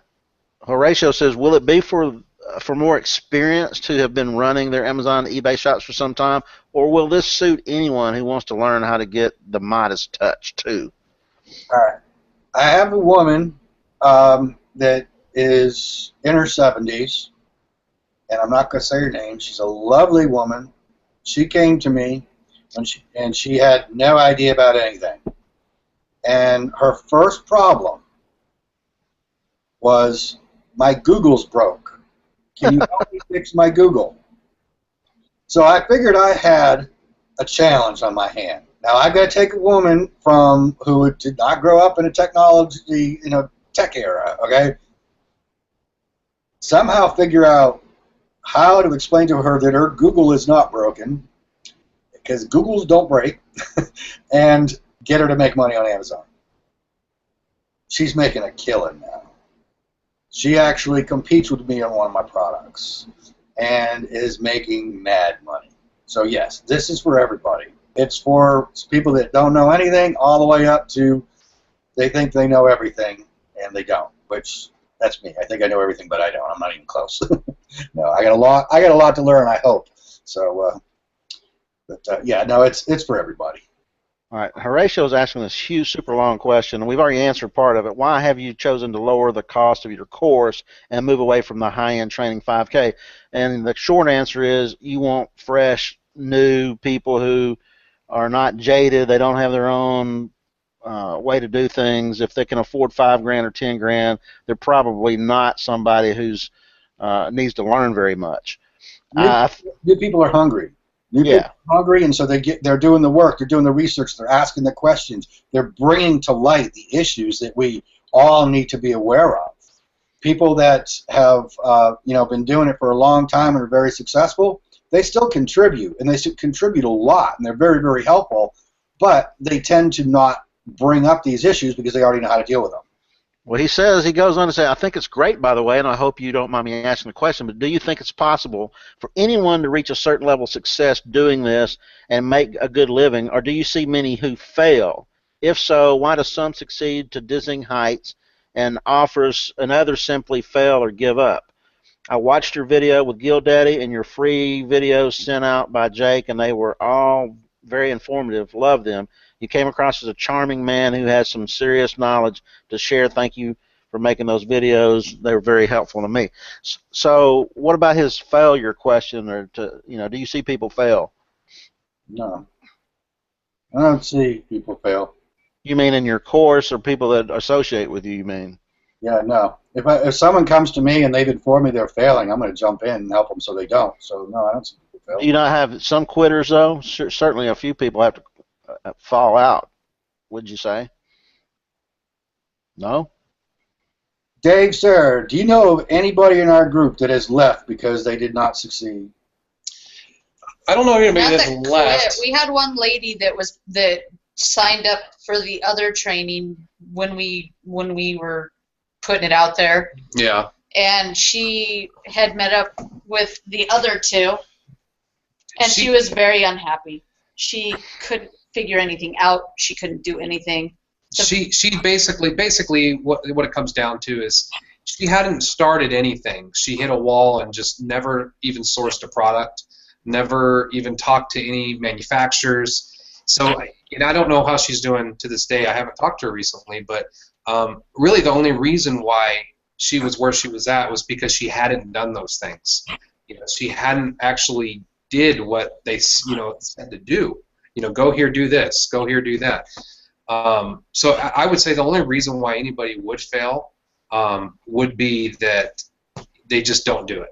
They just go, oh, I'll get to it one day, and then they don't do it. And that's not because of the training. That's because of the person. I had a point to my story, Mr. Interrupty Pants. But so she came to us, and she was really upset. And the first thing out of both of our mouths was, make a Skype meeting with Mike. Yeah, you actually talked with her. Yeah. And she came back and said thank you, and she was hyped up and ready to go again. Yeah, so I don't know where she's at now. Maybe I should get a hold of her and see how she's been doing. But she was happy after meeting with Mike. I know that. She said thank you so much. I think I got a lot of stuff cleared up, and I'm ready to go. So. Yeah, no, I don't know of anybody that's failed. So. Okay, I mean that is a testament to the commitment you've made to help your students. Now, Christopher is asking a more technical question. How can I get more conversion? I recently had one of my products tagged by Amazon as the #1 new release and only had one sale all day. Well, a lot of times a new release tag is your #1 new release in maybe an obscure node. Like it could be cabinet locks and straps is actually a node. So, maybe not a lot of people bought those today, but you sold one, so you're a hot new seller in that niche. So that it could be a situation like that where you got into a specific node that gets you that. But those nodes are called item type keywords, and we show you to use those because using those item type keywords will get you those bestseller badges. And even a bestseller badge for something that's obscure that nobody even knows what the heck it is still stands out and increases conversion rates. But to your question on how do you increase your conversions, have damn good copy, period. And know how good copy. Make sure that you know how that page works, how people read that page, how long they're on that page before they decide on whether they're going to buy from you or not. You need to know those things. And if you know those, How long were you in the copywriting business? 30 years. Before you... Well, it's been about 30 years since I started. You remember the Wendy's commercial with girls in the poodle skirts? We bring it all back for you, dancing around for the Wendy's hamburgers. Yeah, that was me. Yeah. Wrote and produced that. I did all the Blockbuster video commercials. That's probably not so good since they went out of business. So I won't use that as a testament, but you know what I'm saying. But no, but yeah, I've done tons of them. Evander Holyfield, the boxer, I did campaigns for him and tons of it. But yeah, I've been in the business a long time. Sorry about that, Horatio. I probably was referring to her as a he. I just misread your name. Okay, John is asking, do you teach how to sell in other Amazon markets outside the U.S.? Oh yeah, we actually have physical locations. We have an office in Japan. We have one in India, in the UK. Paul, who is one of my partners, he runs our Japanese office. He's here in Florida right now with me for a couple months, but he'll be headed back over to the Japan office where we run things over there. But yeah, we definitely worldwide. Okay, Donna has got a problem here. I already have $1,180 of PL products on Amazon, not selling for 3 weeks with pay-per-click, no reviews except one in each colors. What would I wait for Christmas or sell at cost and get my money back? Well, I think the first thing you need to do is find out why you're not selling. Ask yourself some questions. Put yourself in the position of the person who would buy that, and then go to that page and say, would I buy this? And if not, why? What jumps out to me and tells me that this is a product that is going to solve my problem? Are you solving somebody's problem with this product? If not, solve it. And I would, yeah, I mean, you're saying not selling for 3 weeks with PPC, and already you're talking about, should I sell it at cost? No, there's a lot of things to try before you have to worry about that. We can pretty much move just about anything unless you want to sell silicone gloves, then sell them at cost and get out. Now, this is an old question. This was a follow-up when I said, what can you sell a business for? You said 4 to 8 multiples. He wants to know of revenue or net income. Neither. It's actually a EBITDA. There's a whole section in there that teaches how and why and what it is, and it's got to do with earnings based on different things, earning before tax and all kinds of nonsense. But it's let's put it this way: flipping businesses is a good business. I make a lot of money at it. Robert wants to know, and he's a seasoned seller, what is your thought in general on these product blast services? I don't know. I'm a little bit naive when it comes to a lot of the stuff that's out there because I don't pay any attention to it. I know that inevitably what happens in this business or in any other business similar to this is you get some people that try it. Most of them come from internet marketing background. It fails, so they're going to come up with some tool or some service to try to make money off of, it goes back to the gold rush, sell picks and shovels. And so I don't even pay any attention to 90% of the stuff that's out there. I use one tool, ASIN Inspector. Lowell is a buddy of mine, and I use that product because it does work for me. It saves me a lot of time. But other than that, any of the services, I don't use any of them. I use my own site to get reviews, which is we have a certain process to get to where it makes it real easy to get a few reviews. But anything like mailing out or whatever, no, I don't do any of that. Now we do have our own email system that we use ourselves and that we teach you how to do as well, which I think I don't even know what service we use for that. Feedback Genius, I think, is the one we use. But other than that, no.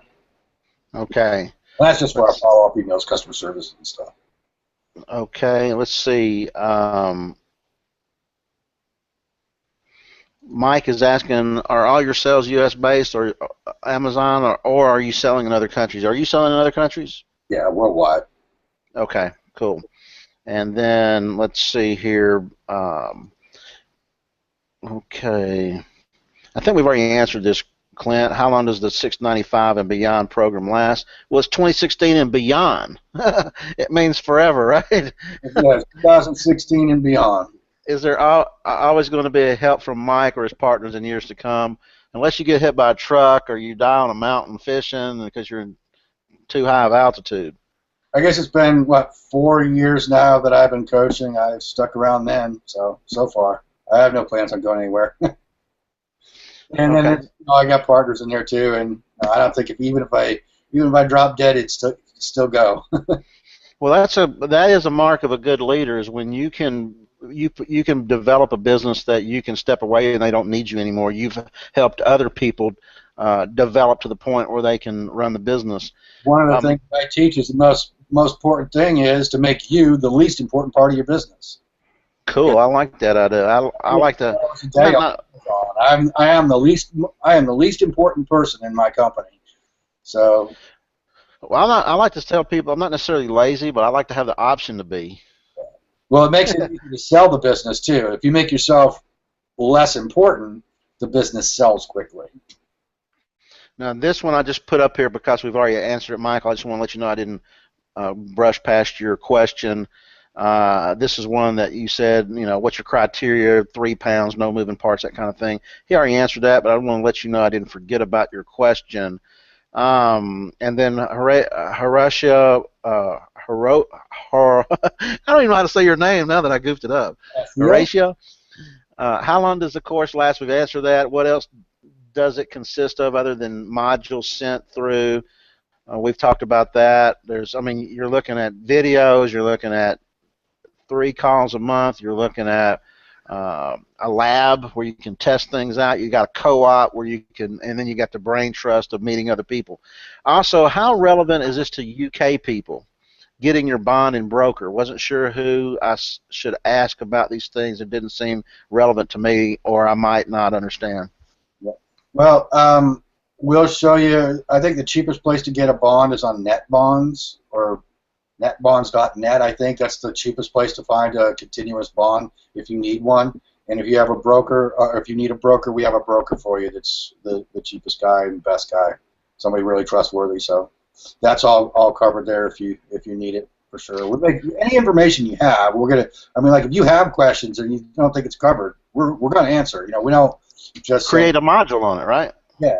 We will make sure you have that information for sure. All right, Clint is saying, I'm very likely going to buy the $695 course. I've been selling online since 1998, but want to get involved in private label. So I'm guessing you haven't started yet there. I've researched dozens and dozens of hours, and I just don't know where to start. The $694 program, will this help me get started? I have a feeling they're going to get a biased answer here. Yeah, and here's the deal. If you get in there and you've gone through everything and you still don't know where to start, then you need to call me and say, Mike, I don't know what to do. I'll make sure you do know what to do. But yes, you are going to know where to start. Once you get in there, you're going to know where to start, what to do. We lead you, but the most important thing is we don't leave you confused if you are confused. We're there to make sure you get the information you need and we help you. We don't just leave you hanging. Nobody falls through the cracks. That's my rule in my club, in my group, whatever you want to call it. Nobody falls through the cracks. We don't let it happen. Gary, is this just videos or more? We've already answered that, but these are questions that came in off the survey. Gary says he wants to know more about sourcing and how to write listings. We're going to learn. We've got that covered with your expertise on copywriting. Gary, how do I sign up for the 2016 and beyond? There's a link at the top in the chat room, or there's an offer box that says enroll me now. You can click on that and get started. Let's see. Okay. Telex and ASIN Inspector looks like a competitor to Jungle Scout. How does it get its sales data, and how reliable is it? Anybody know that? Do you know anything about that, Mike? You said you use Jungle Pro, right? Jungle Scout. I use ASIN Inspector. Oh, you do use ASIN Inspector. Yeah, actually, I bought Jungle Scout and I liked it okay. But then a buddy of mine, Lowell, came out with ASIN Inspector and I liked it a lot better. Now he has the ASIN Inspector Pro, and I'm just really getting into that. It really saves a lot of time. As far as accuracy on the sales, I'm not entirely sure how he gets the data. I know that it's pulled in from multiple streams based on what the current selling rate is for different categories. So like a certain BSR or whatever, I don't know what the technical aspect of it is. I know that's how they get it. But I never really look at that anyways. I don't know. It may be 100% accurate or not. I don't know. But regardless, for me, what I'm looking for is who on the page is making money. Is this one and this one and this one and this one's not? Why? It might be because this one is being sold somewhere else or something else. Like I do a lot of wholesale. I have people selling products like what other people would call hijackers that hijack my listings, but that's because I'm selling them the product wholesale, making more money off of them hijacking it. I allow them to hijack it. I make more money. So, and not sell it myself. So I use it for a lot of different things, but when it comes right down to the final dollars, there's nothing that's going to tell you how much money you make except your bank account. That's going to say, okay, how much money did I make? All right, Mandy's got a question. Yeah, I've actually used both. I mean, I have both. I know Mike's used both, but I've actually compared them on my products, and just like he said, they're not going to give you accurate numbers for one because they're taking it off the BSR. You could have somebody that's doing a promotion one day and giving away 15, 20 free items, and it's going to say they're making $30,000, $40,000 a month in sales, but it's not right because you could look at it and go, "There's no reviews. They're obviously not," Yeah. So it's going to give you an idea, And I've had Jungle Scout on my products be closer than ASIN Inspector, and then I also would go to ASIN Inspector and they'd be closer on a different product. So they're both going to be off, but it's going to give you a good example between the two. And I just got the Pro as well, and I haven't really got into the Pro, but there's a lot of really cool features that the Pro has that Jungle Scout does not have, which is what I like. Yeah, no, I'm definitely loving the new one. That's something I would, matter of fact, I got it for all my employees too, so they're all using it. Cool. Phase one.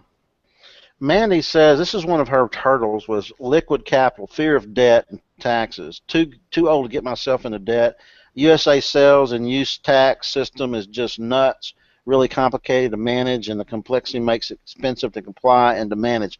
How do you address sales tax and keeping records and filing taxes and bookkeeping and that kind of thing? Well, it's kind of like this. If you needed a heart transplant and your next door neighbor, he's a doctor, and your buddy's with him, are you going to have him do your heart transplant, or are you going to go hire the best heart surgeon out there? Just because he's there and available doesn't mean you're going to want to use him. Don't use me for tax advice. I might have some answers for you, but I am not a tax professional. Do what I do. Hire a tax professional. I think we pay like $1,200 a year, and it's all managed for us. I don't even look at it. I don't pay any attention to it. Again, about the least important person in my business. So we do have somebody that, we have a bookkeeper that runs all our books, obviously. But we also have an accountant that manages all this stuff for us. You're at the point where it becomes cumbersome. Hire a professional. And you're not saying go build a business where you make $3,000 or $4,000 in a year and you don't know how to file your tax. You're talking about making enough money that you can afford to hire professionals, and you've got a really good income to make sense to do that. I mean, if you don't think you're going to do 6 figures a month, then you're wasting your time on this call. I mean, anybody can. This is no magic. I don't have any magic tricks. I'll show you how you can do 6 figures a month. It may sound, to some people that may sound big, and to some it may sound like normal. Well, I am here to say that, that's typical. This is a kind of a tying question. Wayne says, how to structure your personal business for safe growth, taxes, etc., and possible eventual sale. Nobody really can outline it in a clear way. So he may be talking about entity structuring, or whether you do a limited partnership, or whether you set up a separate business like you talked about to sell. So you do address some of those things, but what do you think about entity structuring? Again, it's going to depend on what that entity is going to be for. As a general rule, we just open a regular LLC, and then if I take on a partners, whatever, we add members, things like that. If I am structuring something for the sole purpose of a sale, I'm going to want to make sure that there's as few technicalities involved. So a simple LLC works very, very well and keep very good records. On average, it takes about 18 months to build a company from starting to being able to resell and to go ahead and flip. Oh, really? That's Yeah. not bad at all. Well, Wayne, you got kind of a conflict of interest or conflict in goals here, because your next question is how to just start fast and cheap without getting banned on Amazon. Yeah, well, we don't do anything black hat. Everything we do is 100% white hat in the way Amazon wants. I would say I have spent more time on the phone with Amazon and working with some of the higher ups in Amazon than any other aspect of my business. Finding out the real deal, spending time there. I've suggested that people go to the Amazon offices and meet with them, especially vendors. If you want to become a vendor, that's if you're where you'll notice some things say ships from and sold by Amazon. They think that that's Amazon's product. It's not. It's just somebody just like you. They're just a vendor instead of a merchant. And as a vendor, you get certain perks and things like that. So I put them in touch with people to talk to and stuff like that. So we're very, very white hat. So the simplest and fastest way to reach profit on Amazon safely is not to go in blind, to go in with a little bit of knowledge of what you're doing, to have some guidance, to go in with a minimal risk, make sure that you're not over-investing in your product, that you are in a situation where you are ready to move into the market, and if it doesn't work, say, okay, now what do we do? Very rarely do we have something that we just say doesn't work, but we still make sure that we manage that risk and we don't allow us to get into a situation where we get in trouble. So. This seems to me more of a coaching program than a course. It's almost like, okay, if I've never played golf, you wouldn't have me go out and just grab a new set of golf clubs and just start playing. You'd probably put me on the range, and you may only have me hit 3 clubs and learn how to hit a long club, a short club, and whatever, and you show me how to grip. And before we ever go out and play a game of golf, we got a lot of work to do. You don't wind up building bad habits because you didn't have somebody there to say, hey, wait a minute, you're holding the club all wrong, dude. From this point forward, all you're going to do is have frustration. You're going to kill a lot of squirrels, and you're going to lose a lot of balls. All right. And so I like that that mindset of the coaching, and hey, get some information before you get going, and you shouldn't have a lot of these problems that people do. Wayne also asked, please explain very clearly the different types of sellers on Amazon and about hijacking and the avoidance of hijacking. I guess he's talking about sellers like retail arbitrage, wholesalers, online arbitrage, private labelers, etc. All right, yeah. Well, I mean, you've got your retail arbitrage people, which make up the majority of sellers on Amazon, who work their butt off and make enough money for a cup of coffee. That's pretty much what retail arbitrage does, unless you run into certain circumstances where you're not leaving money on the table. You might find a situation where retail arbitrage will work. That's one type of seller. Then you got the people that are doing drop shipping, which is against Amazon's term of service in a really bad way that I'm not even going to discuss. Just don't do it, period. You got third-party sellers that are selling, stuff that they bought wholesale, large amounts that they bought wholesale or clearance. You get those. But then you get the private label people. And the private label people, some of them get hijacked.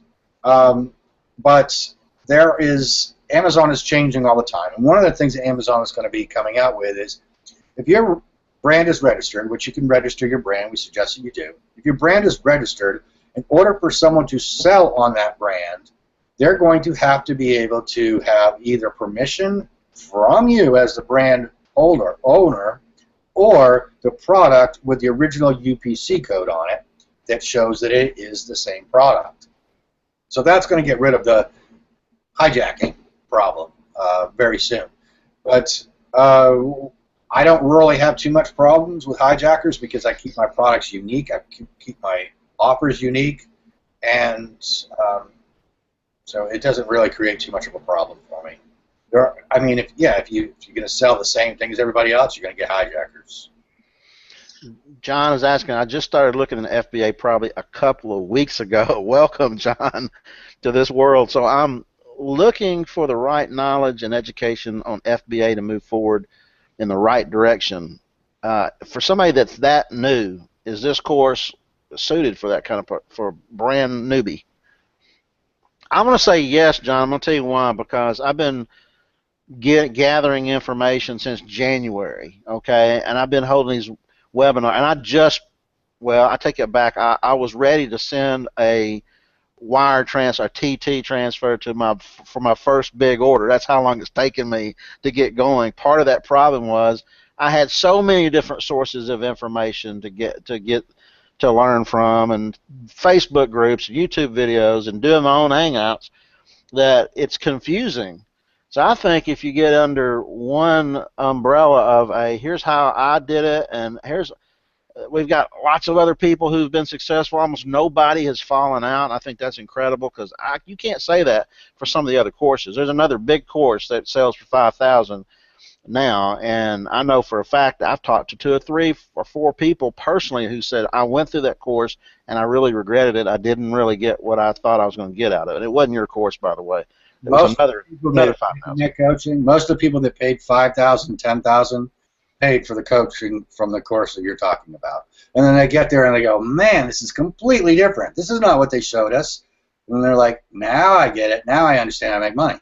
So, yeah. Now, I'm not saying, I'm not putting anybody down. I'm not throwing mud, but I am going to say this. If you teach 10,000, 20,000 people how to all do the exact same thing the exact same way, it ain't going to work. It's not going to work. End of story.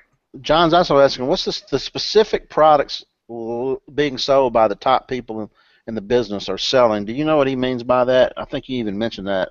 Yeah, he wants to see the secret list. We see all the top sellers. We got this secret list with all the products on it, and we pass it around to each other and say, let's sell this one. So you're saying that just doesn't happen? Yeah. No.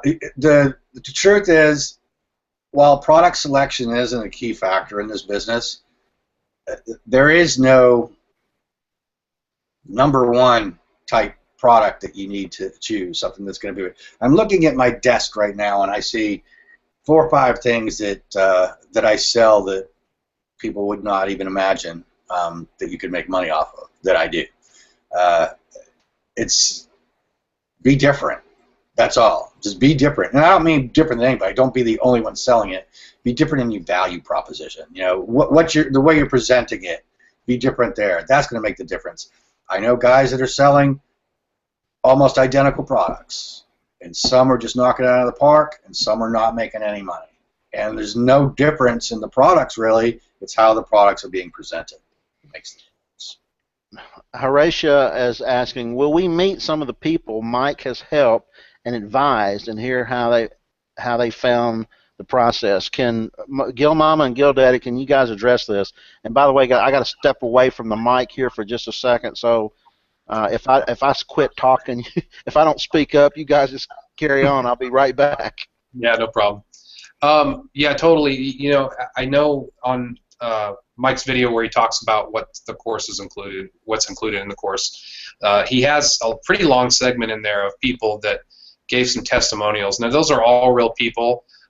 Just about all of those people I've personally met because of meeting up in locations and doing an event. And I know Mike's talked about putting together an event for next year. I know we don't have anything set in stone. I mean, you're still planning on doing that, Mike? Yeah, we're going to do something. Okay, so yeah, we'd like to do events. They're just awesome. It's not so much that we're going to go and we're going to learn some new magic, secret that nobody else knows, and we're just going to come back and use that secret, and we're all going to be millionaires. It's not so much about the information. It's more about the networking, I would say, because it's after the little information you get, which is helpful, and it does help. But after that, when you go and sit down, you have a beer with some of these people, or an iced tea, or whatever you drink, and you hang out and you talk to them, and you build these relationships with people, to where now you have them as a contact. Maybe they're doing something really cool in their business, and then they can help you. And now that you've met them face to face, they will help you. You can message them anytime, and these are people like I'm not a big dog in this business by any means yet. Even though some people think, wow, well, you're making really good money, that's awesome, and it is. But I get kind of humbled, when I post I remember in the group one time we posted a sales day, and I was like, wow, look at this, we did $5,500, and then somebody below me goes, yeah, me too, this is an awesome day, I just did $60,000 today. And I go, that was for the last lightning deals, and it was a lightning deal oh, day, and I was like, I know they weren't trying to belittle me, but it's really cool to see that, because it showed me that they can do it, I can do it too. I'm not there yet, but I got somewhere to shoot for. Sure. And I get a chance to meet these people. Matter of fact, tomorrow, we try to every Wednesday, sometimes every other Wednesday, I meet with a group of like 4 people. We're thinking about adding a couple more people, and we just talk about different things we're doing, and we ask each other questions, and because not one of us is all experts in everything. And there's one person in there that's doing over $200,000 a month in sales. He's 20. He's 20 years old. Last time I met him, he was 20 last time I met him, but the time before that he was 19. And he's a really great guy. And this guy lives in Israel. So, I mean, you can really do this business from anywhere. I just can't believe his story on how he manages all this stuff, has a warehouse in China, and has never stepped foot in China, by the way, but he has his own warehouse in China. It's really cool to be around these people and network with them and get ideas from everybody, people who are just starting out or people who've been doing it for a long time. It's amazing the different, like at the last event that I went to, one of the guys that had gone through my coaching, and I didn't know at the time, he just sold his company for $1.4 billion. Not an Amazon company, but another company, for $1.4 billion, and took my coaching. And then he wanted to meet, so we met at the event, and he says, would you mind if we talked about maybe forming a partnership? And I said, sure. He goes, all right. He goes, let's do it after the event. I said, all right. So he came down. He flew down to my office, and we started talking. And I said, you know what? I said, let's go talk where we could really talk business. He goes, all right. So I put the canoe on the car, and we went out on the river, and we went fishing. And that's where we talked business. We went fishing, and we formed a partnership. But you just never know who you're going to meet or who you're going to end up working with, and that's why this networking is so great. Because we ended up forming a 3-way partnership. So we had one guy who just sold his business for $1.4 billion, another guy that was being crushed by credit card debt, and me. But we all brought something to the table and made something out of it. So that's very interesting. And then one of the things that GillDaddy and GillMama said about their coaching is that they did go to some different live events. Is that a possibility? Is it going to be available, or is it like ad hoc? Let's meet up somewhere. Yeah. Next, I think in the spring, we're going to do a live event. It's not going to be like some of the other events. We're not going to have any fire dancers and charging millions of dollars to come and hear Tony Robbins speak. You know what? I can hire Tony Robbins to speak if I want to. There's a site where you can go. You can book all kinds of people. Morgan Freeman, you can book him too. It's $125,000 a day. That ought to make me real popular. But you know what? That's not what it's about. We go, we meet, we greet, we talk, we have fun, we work, we share, and that's what we're going to do. So it's just like a retreat. You go to a cruise, or you meet some and just stay at a hotel and hang out for a couple of days. And yeah, we usually we rent a hall in a hotel and do like a little convention type thing. Okay. That's cool. So basically, you're paying for your stay at the hotel and get there and back, whatever. Just a way for everybody to meet in person and and learn from each other and form partnerships, do some great networking. Cool. I can look forward to that. Horatio also asked in regards to the LLC signing up in USA, does this mean in the UK that we'd have to sign up as a limited company? I don't think you have to sign up as a limited company. You don't even have to form an LLC. That's just an option when you're thinking about how you should structure an entity. You can do a sole proprietorship or a partnership.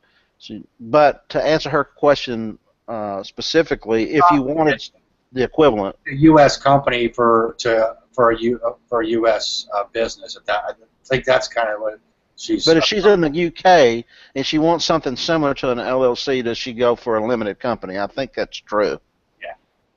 Yeah, with Company's House in the UK. Okay, all right. Let's see here. Oh, this is kind of interesting. Rob says, I've already signed up. Thanks. Completion is good. Competition is it competition or completion is good, but what about the STR sellers from China? Is Amazon going to become another eBay? What is STR? I'm assuming he's talking about maybe sellers in China where they just they bypass us and they just go straight to Amazon and sell their products. Yeah. Well, you know what? Most of those people doing that are they're trying to unload stock. It's all buyer stuff. I mean, it's all like seller trend stuff that they're trying to dump, try to get rid of. That's when you'll see them do it. They always have crappy listings. It's almost always not done FBA. They send it in themselves. So they're not really competition. Will Amazon be another eBay? No, it's a completely different business. They have completely different business models. First of all, Amazon is a crowdsourced retail market, and eBay is not. Well, let me ask you this. This is something that I do hear in my hangouts from time to time is, how long is this window going to be open? Is there a point where Amazon may decide to start cracking down on third-party sellers or private label in general, or is private label got a time frame and a fuse on it that's going to eventually burn out because maybe Amazon goes out and buys up products. They go out and make deals with factories. You come along and put a great product on, and then they come and buy the factory out from under you, and you're out of business. There's that, like you talked about, you had to learn how to compete with Amazon. Is there the risk that this model that's happening right now with private label is going to go by the wayside at some point? And if so, do you think there's a way to evolve from it?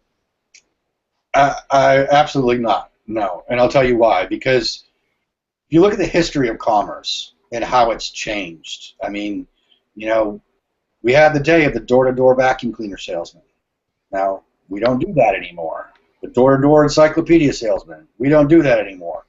Commerce has changed. I mean, since the 1800s, or Industrial Revolution in this country, the way we do commerce has changed drastically within every generation.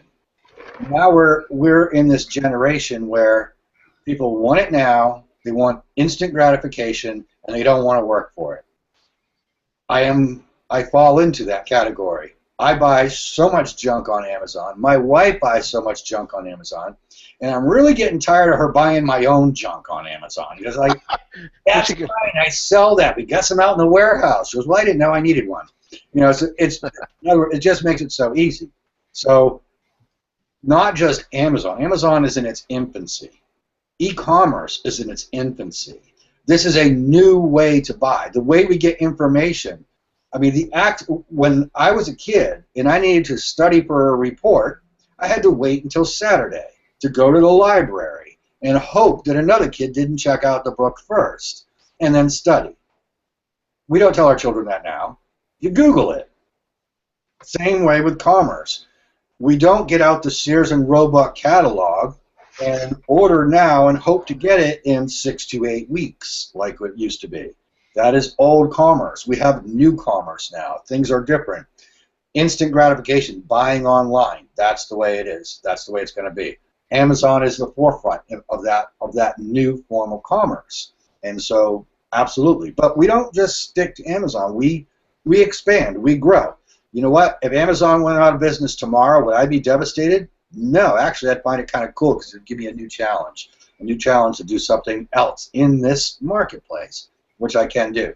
We talk about Rakuten. We have an because of our physical location in Japan and the way they do customs and stuff over there. I won't get into it. It's a little bit tricky to being in Japan and what you can sell and what you can import.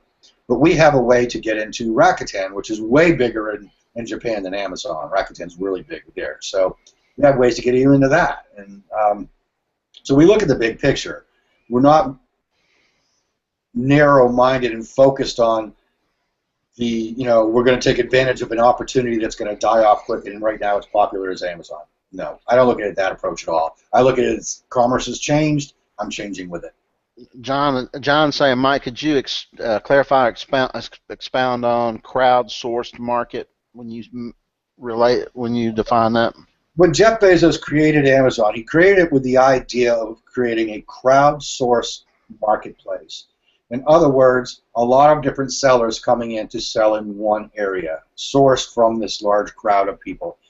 And the only way to make that work is to have a level playing field. So that means that the big guy, Nike, for example, Nike will be on the same page as you, depending on the amount of sales that they get, the quality of their listing, the relevancy of their product, and the customer experience is going to depend on where Nike is. If you do a better job than Nike, it doesn't matter that they're a multi-billion-dollar company and that you're working out of your mom's basement. That doesn't matter. What matters is who's doing the job. So it levels the playing field. So it's a wonderful, I mean, we're spoiled. When I used to have to try to sell crap that I did not want to sell, I wrote copy for Dr. Oz a few years ago. I charged him $50,000 a page to write his copy for a product that I didn't believe in at all. And I knew that the product was way overpriced and a total gimmick. But I had to prepare the copy for that, and I thought, oh well. So I did. That was hard. This is easy. This is kind of like having people banging down your door to buy stuff. I mean, we're so spoiled. We're really spoiled. I mean, the Fuller Brush man knocking on doors selling brushes. Can you imagine having to do that for a living? Yeah, I wouldn't want to do that anymore. Edmund says, I've got a product that is not selling, but my competitor is selling 3,000 units a month. Can somebody help me figure out what I'm doing wrong? Yeah, probably could. I don't want to show your product to everybody on here, but yeah, well, I mean, chances are what you're doing wrong is probably something simple. So in a situation like this, if Edmund becomes a student, you might have a quick 10-minute chat, look at his list and say, oh, Edmund, here's the problem, man. You're doing this, doing that, don't do this, change that, boom, you fixed most of your problem. Hopefully, kind of like what Gil Mom and Gilday said. You gave an example of don't sell this product, but if I was going to sell this what is it? Garbozo. Yeah. And they were actually already selling it. So you were telling them, don't sell that grill glove, and they were selling the grill gloves, but because they copied what you thought was a good listing, it actually made them sell. So you can take a crappy listing, fix it, and maybe fix your problem. It may be that if it's proven that the product's selling because your competitor's selling it. If your competitor's selling it, there's absolutely no reason you can't. Period. End of story. There is no excuse. So all you got to do is learn how to write the copy and prepare the page for the highest conversion and rank for the product, make sure it's visible to the people, and you'll sell. So I believe, Edmund, it would be a wise investment. I mean, I could join any of these other courses, and I have taken one other course, but I can tell you it was more about how to fill out a spreadsheet and maybe the metrics that go along with trying to validate or quantify a product. But I have not seen a course, especially after I've been able to go look around inside, that I can just tell you I'm excited about it. And I've had one of the best courses that you can have, which is a front row seat at interviewing people who sell millions. I've been doing it almost every week, but it's not organized. I mean, you can go listen. You could probably go get 50 or 60 hours of the content that I've already provided with people like Gil Daddy and Gil Mama and Will Chernlin and James Amazio and Helen Edwards, aka Michael Douglas. I mean, a lot of sellers are doing great things, but you still can't get. All you're getting is a commercial. You're not really getting inside their head in a 2-hour webinar. You got to be able to dig in, and those the modules, the way you put it together with the videos, with the hangouts, with the lab, and with the co-op, and then live events where you can network with people. And I really do think that's super important. I've got a lot of access to a lot of people through doing this that has helped me understand a few things that I didn't before, but I really look forward to the course, so I don't think you can go wrong, Edmund. Let's see, John, what Amazon markets other than the U.S. are you selling in, and what percentage of the U.S.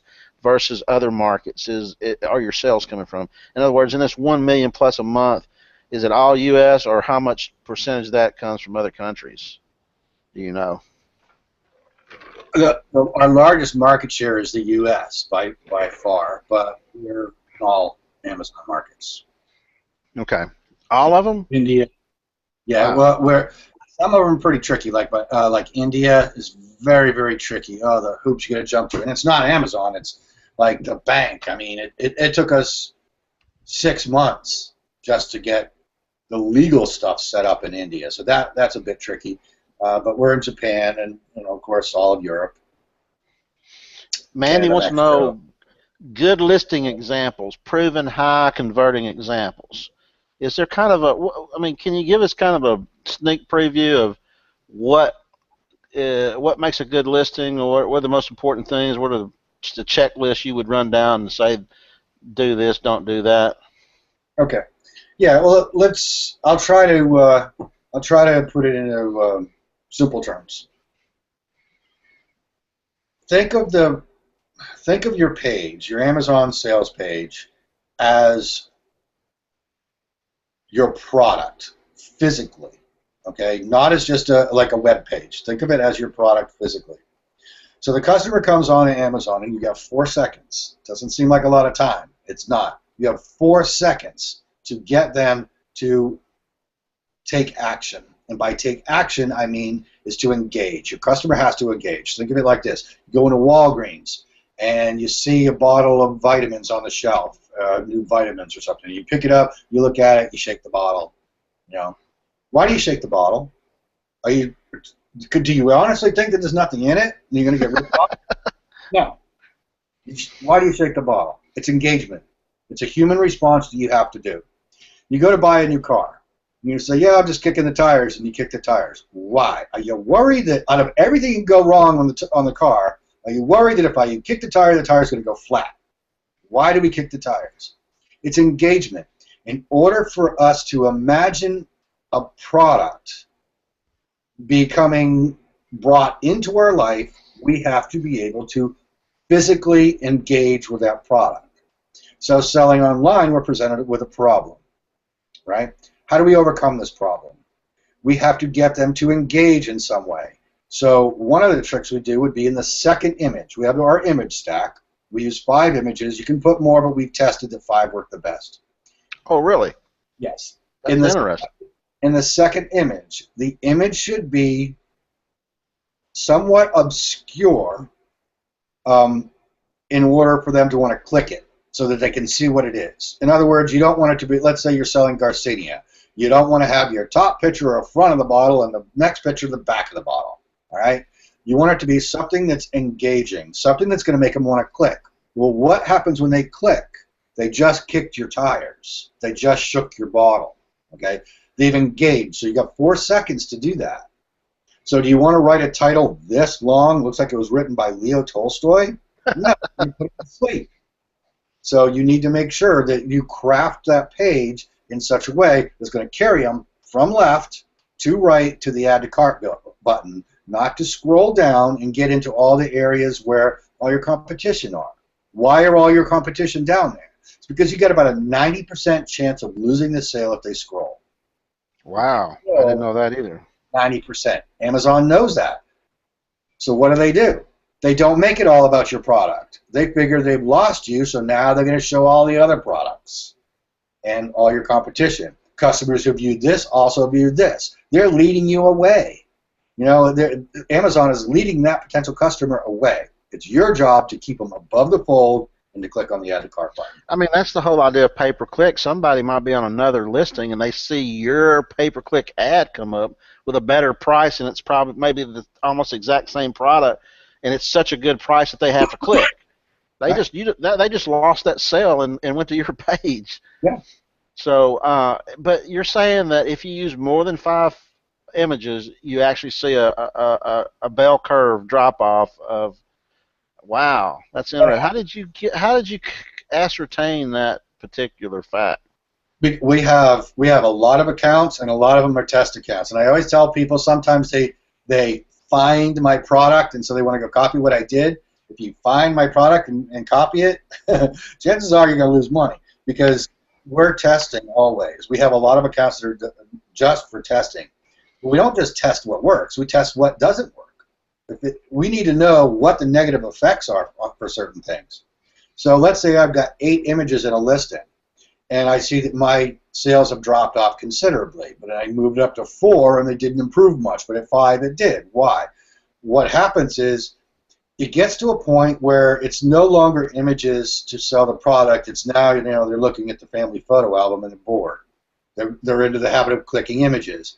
They go into I won't get into that whole alpha and beta waves on brain stuff, but you need to be in a certain wave length, mindset in order to buy, and you need to keep them in that state. You can't have them flopping back and forth, and getting them to read too much will get them in that state. It's kind of like hypnosis of driving. You've been driving along at night, and then all of a sudden you just kind of pop to, and you knew you were paying attention, but you feel like you didn't see anything for the last 2 miles. Yep. Mm-hmm. I do that all the time. That's because you were in the wrong. You were in alpha. Okay, you were in alpha state, and so you're not processing that information. You're like an automatic pilot.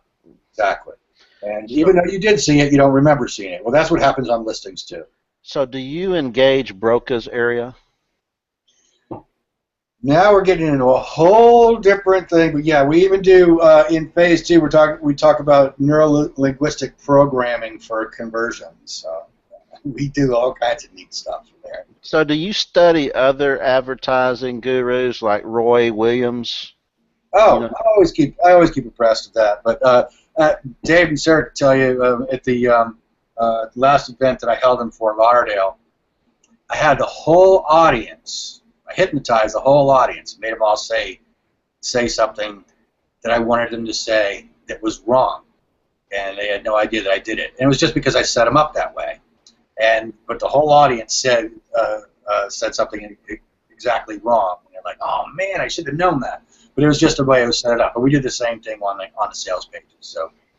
So when you have this test accounts, how does that work? Does Amazon penalize you since you're doing a lot of this crazy stuff that is not working per se? No, I think I'm an ASMer. Oh. Can you edit that? Well, here's the thing. I was just thinking about, you were talking about 5 images as optimum. You know, they do teach that you should like max out your title without, use grade and best selling and all those kind of stuff. And Amazon has come back and cracked down on that. So like, we don't want you to have. So they've actually reduced a lot of the character counts that you can have in a title. Yeah, absolutely. I noticed. Okay, Paul says, I'm not sure what he means by this. Can't select a product with a 70% markup or better. Now, 70% markup is not the same as a 70% margin. So he was basically saying, I'm trying to find a product that I can have a 70% markup. Is that some kind of magic number? No, it depends on really depends on what I'm trying to do. I mean, some things I'm going to want to make a lot more money on than others, and some things I want to make money on because it's my lead item, so I need to make a lot of money on that. And another item might be just an ancillary product, so I only need to make a little bit of money on that. So, but yeah, every case is different. But I have products 30 cents for, and I sell for $12. Cool. Alan, I don't know what you're talking about. I never did do anything with a grilling brush. I never looked at a grilling brush, so I'm not sure if you got me confused with somebody, or maybe I made a joke about it. But no, grill brushes are about as bad as silicone grill gloves. I actually did a review for a grill brush, but that's about as close as I got to one. Alex, I will get with me privately. Send me an email at jakerobinsonrvp@gmail, or just respond to one of the emails you got from invite to the, and I will discuss your question about that. Let's see. And then Paul wants to know, what product can I sell for a profit? Almost all of them. Is there products that? Now, I'm kind of wondering if this is my partner, Paul, screwing with me. What product can I sell for a profit? Any product you sell, I hope, is for a profit. I mean, well, you said earlier that you don't have any problem with competition, you just have a problem with saturation. So really, unless the product is saturated, and how do you define saturation? All the listings look the same, all the main images look the same, there's like 8, 10 of them on the front page, then I know it. Right. Saturated. So as long as it's not saturated, then, but, you know, I do get in this situation where I find products that are selling, and it's like, oh man, they're saturated. And then I find a product that looks like it could be a niche, and then I'm like, run Jungle Scout on it, and there's just no sales. I mean, it's like, why do I want to get a part of $2,000 in sales? Yeah. So there must be a secret area that you're going to give us that list of secret areas in Amazon where you find those products that fall in between those two extremes. I'm sourcing products all the time. I never stop sourcing products. If I'm awake, I'm sourcing products. You know, I mean, right now I'm looking at Sarah, and I see behind her on her table, she's got a bottle of wine and a couple of things to the left of it. So I'm thinking, I wonder what those are. I wonder if I can sell them on Amazon. I can't help it. Well, they may have bought them on Amazon. They may have bought them from you. You may already be selling them. You don't know. They sell them, and now they're moving them so nobody can see. All right, and then I think we've answered this question, Horatio. Yes, where do I sign up? How much is it? How long will it last? We've answered, will videos be made accessible over a period of... Yeah, this is the one question I wanted to follow up on. If you do these live hangouts twice a month, do you record them for people to see them later? Okay, so they all are recorded, and the ones that I do will be recorded as well. So yes, you will have an archive of videos no matter what time zone you happen to be in. If you're in the UK, it's probably about 4 o'clock in the morning right now. So thanks for that question. Okay, we've finished our questions, and we're a little over 2 hours now. So Mike, why don't you wrap it up, and I'll go to Gildad and Gilmama for last comments too. What would you say? I mean, I don't even know what the question to ask here. I'm sold. I'm ready to go. Let me say this. I don't want to sell anybody, and I would, I have on all of my coaching, I have a 0 refund rate, and the reason I have a 0 refund rate, by that I mean no one's asked for a refund. We offer a refund. Yeah, if you want a refund. That's crazy. You do offer a refund? Yeah, we give a 7-day refund. If you can't figure out in a week whether it's going to work for you, that's fine. But I don't want to sell anybody. It's more of an interview. If you feel that you're going to be able to come into this group and learn and participate and really be dedicated for your business, then it's going to be a good home for you. If you just want to come in, poke around, look, and not share, to be honest, we don't want you, because you won't be any good to us, we won't be any good to you, because we need to make sure that we communicate We need to make sure that we network. We need to make sure that we're all, becoming successful together. People that just want to get in there and mess around, or they don't want to really, and I'm not saying you got to build a multi-billion-dollar business. Maybe you just want a little part-time gig that's going to make you $5,000 or $10,000 a month. That's perfectly acceptable, and we'd love to have you. For most people, that's a dream right there, though. Yeah, well, just to give you an idea, like when we hire employee sellers, I have employee sellers, they've got 6 months to get up to 50,000 or they're fired. So that gives you any idea what you should expect for your goals. Just for employees. And that's for my employee sellers, yeah. Okay, for some reason my chat room is not okay. Telex had popped up a question there. Why should the second image be obscure for engagement but not the first image so that the user clicks it out of the search results page? In other words, why wouldn't you have the first image as the obscure image? Because your first image needs to be of your product alone with no call-outs. That means no big stop sign saying on sale or yada, yada, yada. It needs to be on a pure white background and very discernible image of your products. So that needs to be there for your first image. So your second image is the one that you're going to want them to get them to click on. That's going to get them. Could you give me an example of an obscure? Yeah. Like maybe somebody holding the product and you can't really tell what's going on, or. Okay, let's say, all right, let's say Garcinia, Cambodia. Now let's use something else. That one's so boring. Let's clause. Bone health. Okay, bone health. There's a product that people sell. They're selling like bone health supplements. So, who's your market? Who's your demographic? 16-year-old boys? No. So we don't want to put 60-year-old. So we're not going to put a picture of a kid on a skateboard, right? What do we want to have? Who is this product for? Let's say they're baby boomers. Let's put an elderly or not elderly, but baby boomer age couple at the beach or at the park, walking their dog outdoors, being energetic, being active, and then in this corner you have like your product overlaid in the corner showing that part of the image. Why? What do we do? We're telling a story with that picture. We're letting people see this is the lifestyle you want in here. We're going to give it to you with this little bottle. That's interesting because I was listening to a guy an expert on Facebook ads back when Facebook ads was just starting to have some traction, and he sold a product. I forget what it was. It was a homeschool curriculum or something. But his best pulling image was a little girl that was crying, and she had a really distraught-looking face, and people clicked the hell out of that image because it was one of those, it's not a smiley, happy girl. It was a girl that was, I guess she was having a hard time, and then it pulled in the moms who wanted to see why this girl was crying, and of course the product solves that issue, which is here's how to make your kid happy. Right, using this product.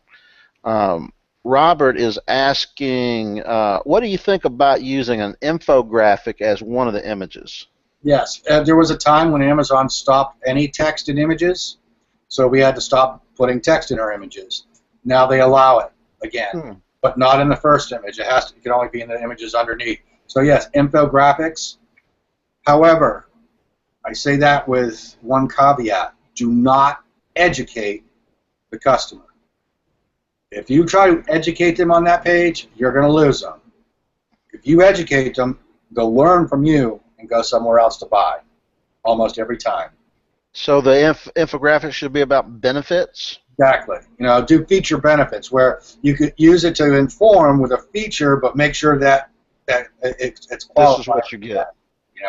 It's like, get down to a size 10. I don't know. Is that a real size? Whatever. Size 10 by taking this, so you look great on the beach, and you'll look great on the beach. So get your benefit in there, whatever. Don't just do features, because features don't sell. Features will educate, but they won't sell. Okay, Mike. What's next, brother? I sign up for your course. I pay my money, and then it's. Make sure to join the Facebook group, because most of the communication's going on in the Facebook group. And we'll And do you just recommend just go to the phase one and just start watching each video, or should you jump around and find the videos that stick out? Well, I didn't want to do a drip feed because drip feed is usually meant just to get people to not get a refund. You know, they just, and I don't care. That's not what we're there for. Some people are going to be brand new. Like somebody asked, you know, I've only found out about a private label 2 weeks ago. Some people are saying, you know, I'm doing okay, but you know, I'm only doing 20,000 a month. I'd really like to get up to 50,000 a month. So they're not going to want to go and learn how to set up a Seller Central account. And they shouldn't have to wait for the information to find out what to do after they set up a Seller Central account. So we're just like, here's the info. Take what you need, and hopefully watch everything. But you don't need to. You know, it's there for a tool. Gil Mama and Gil Daddy, what are your final words on the subject? Well, something I need to tell everybody is, you know, all those people that signed up during this or sign up afterwards. You will get your login details within a period of time. It may not come instantly, so just if you don't get your login details right away, just make sure that you, I know after you sign up, it may take 15, 20 minutes to get your login details. So don't worry. Don't freak out. And if anything doesn't come, there's also support emails to where you can email, and then we'll, if you have any issues.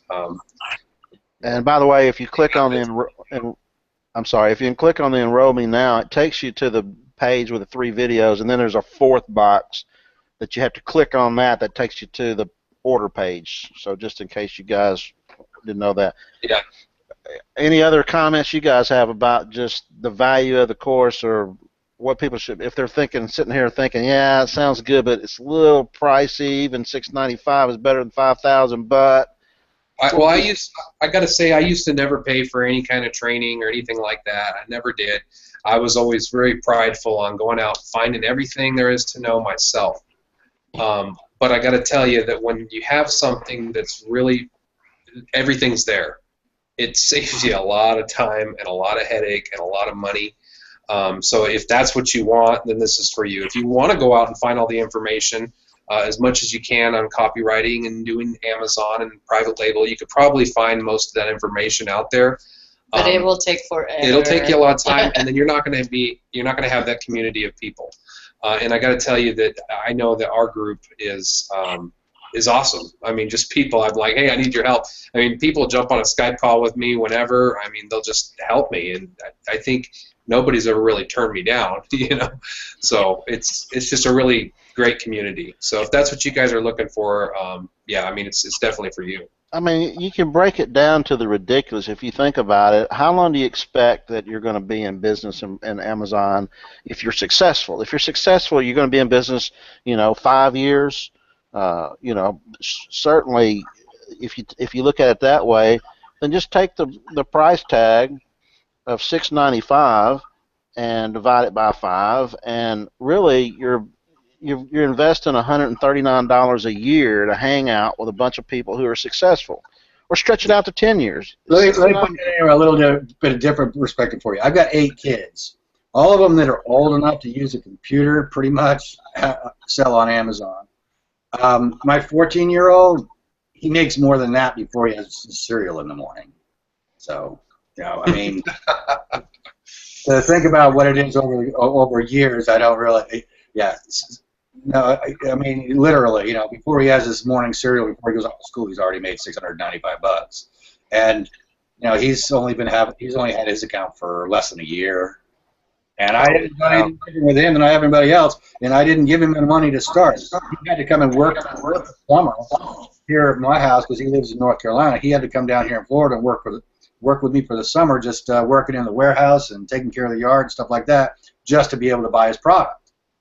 And then he had to take my course. I didn't make him pay, but yeah, he's 14. Yeah, that's what I say. I used to be like you, Gil Daddy. I would think, why would I want to spend money and pay somebody? But when you think about it, I mean, that's why you read a book. If Mike had wrote a book like How to Be Successful on Amazon, I would buy it because I'm going to get his lifetime experience deciphered down into, basically like an essential oil. It's the purest form of the stuff that made him successful and how he avoided failure. Why would I want to go try to do that trial and error? I don't want to take my lifetime to get to the point where I write a book myself. I'd rather read his book and become successful and read somebody else's book and get better.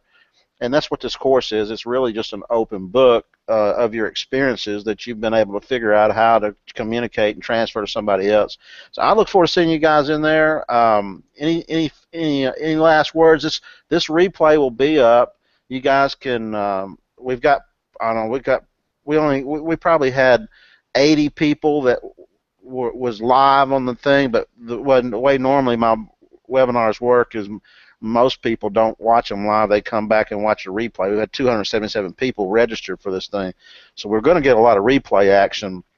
I just hope they get it done before or if this thing goes viral, like you say. But probably it's going to go to Sunday night at 11:59, and after that it's shutting down. And I don't know how long you guys shut down if you open it up later on. Super duper Philly Doopy says it worked. I think I'm in. Yay! Glad to have you. Anyway, hey guys, I appreciate you guys coming on. Mike, thank you so much. You're an approachable guy. Here was my impression of who I thought you might be. I said, oh, okay, this guy makes millions a year or sells millions per month. He's got all these businesses. He ain't gonna have time for me. And I find it totally opposite. It's like, okay, I can see that you're accessible because you gave me your cell phone number. I called, and there you were. You answered it. I'm like, wow, this guy is accessible, and I can tell by, I get a pretty good gauge of how people are on an interview. I can tell if somebody is fronting or if somebody is blustery or if they're full of crap. And you're none of that, man. I can tell you really do enjoy helping other people. Just like Gil Daddy and Gil Mama, they're authentic people, and I'm glad to be working with you guys. I look forward to learning from you. Well, you have to come down to our office sometime, Jake, and see how our operation goes. I would love to, and I'll definitely take you up on that. Gil Mama and Gil Daddy, are you guys like up north somewhere than Illinois, Indiana? Where are you guys at?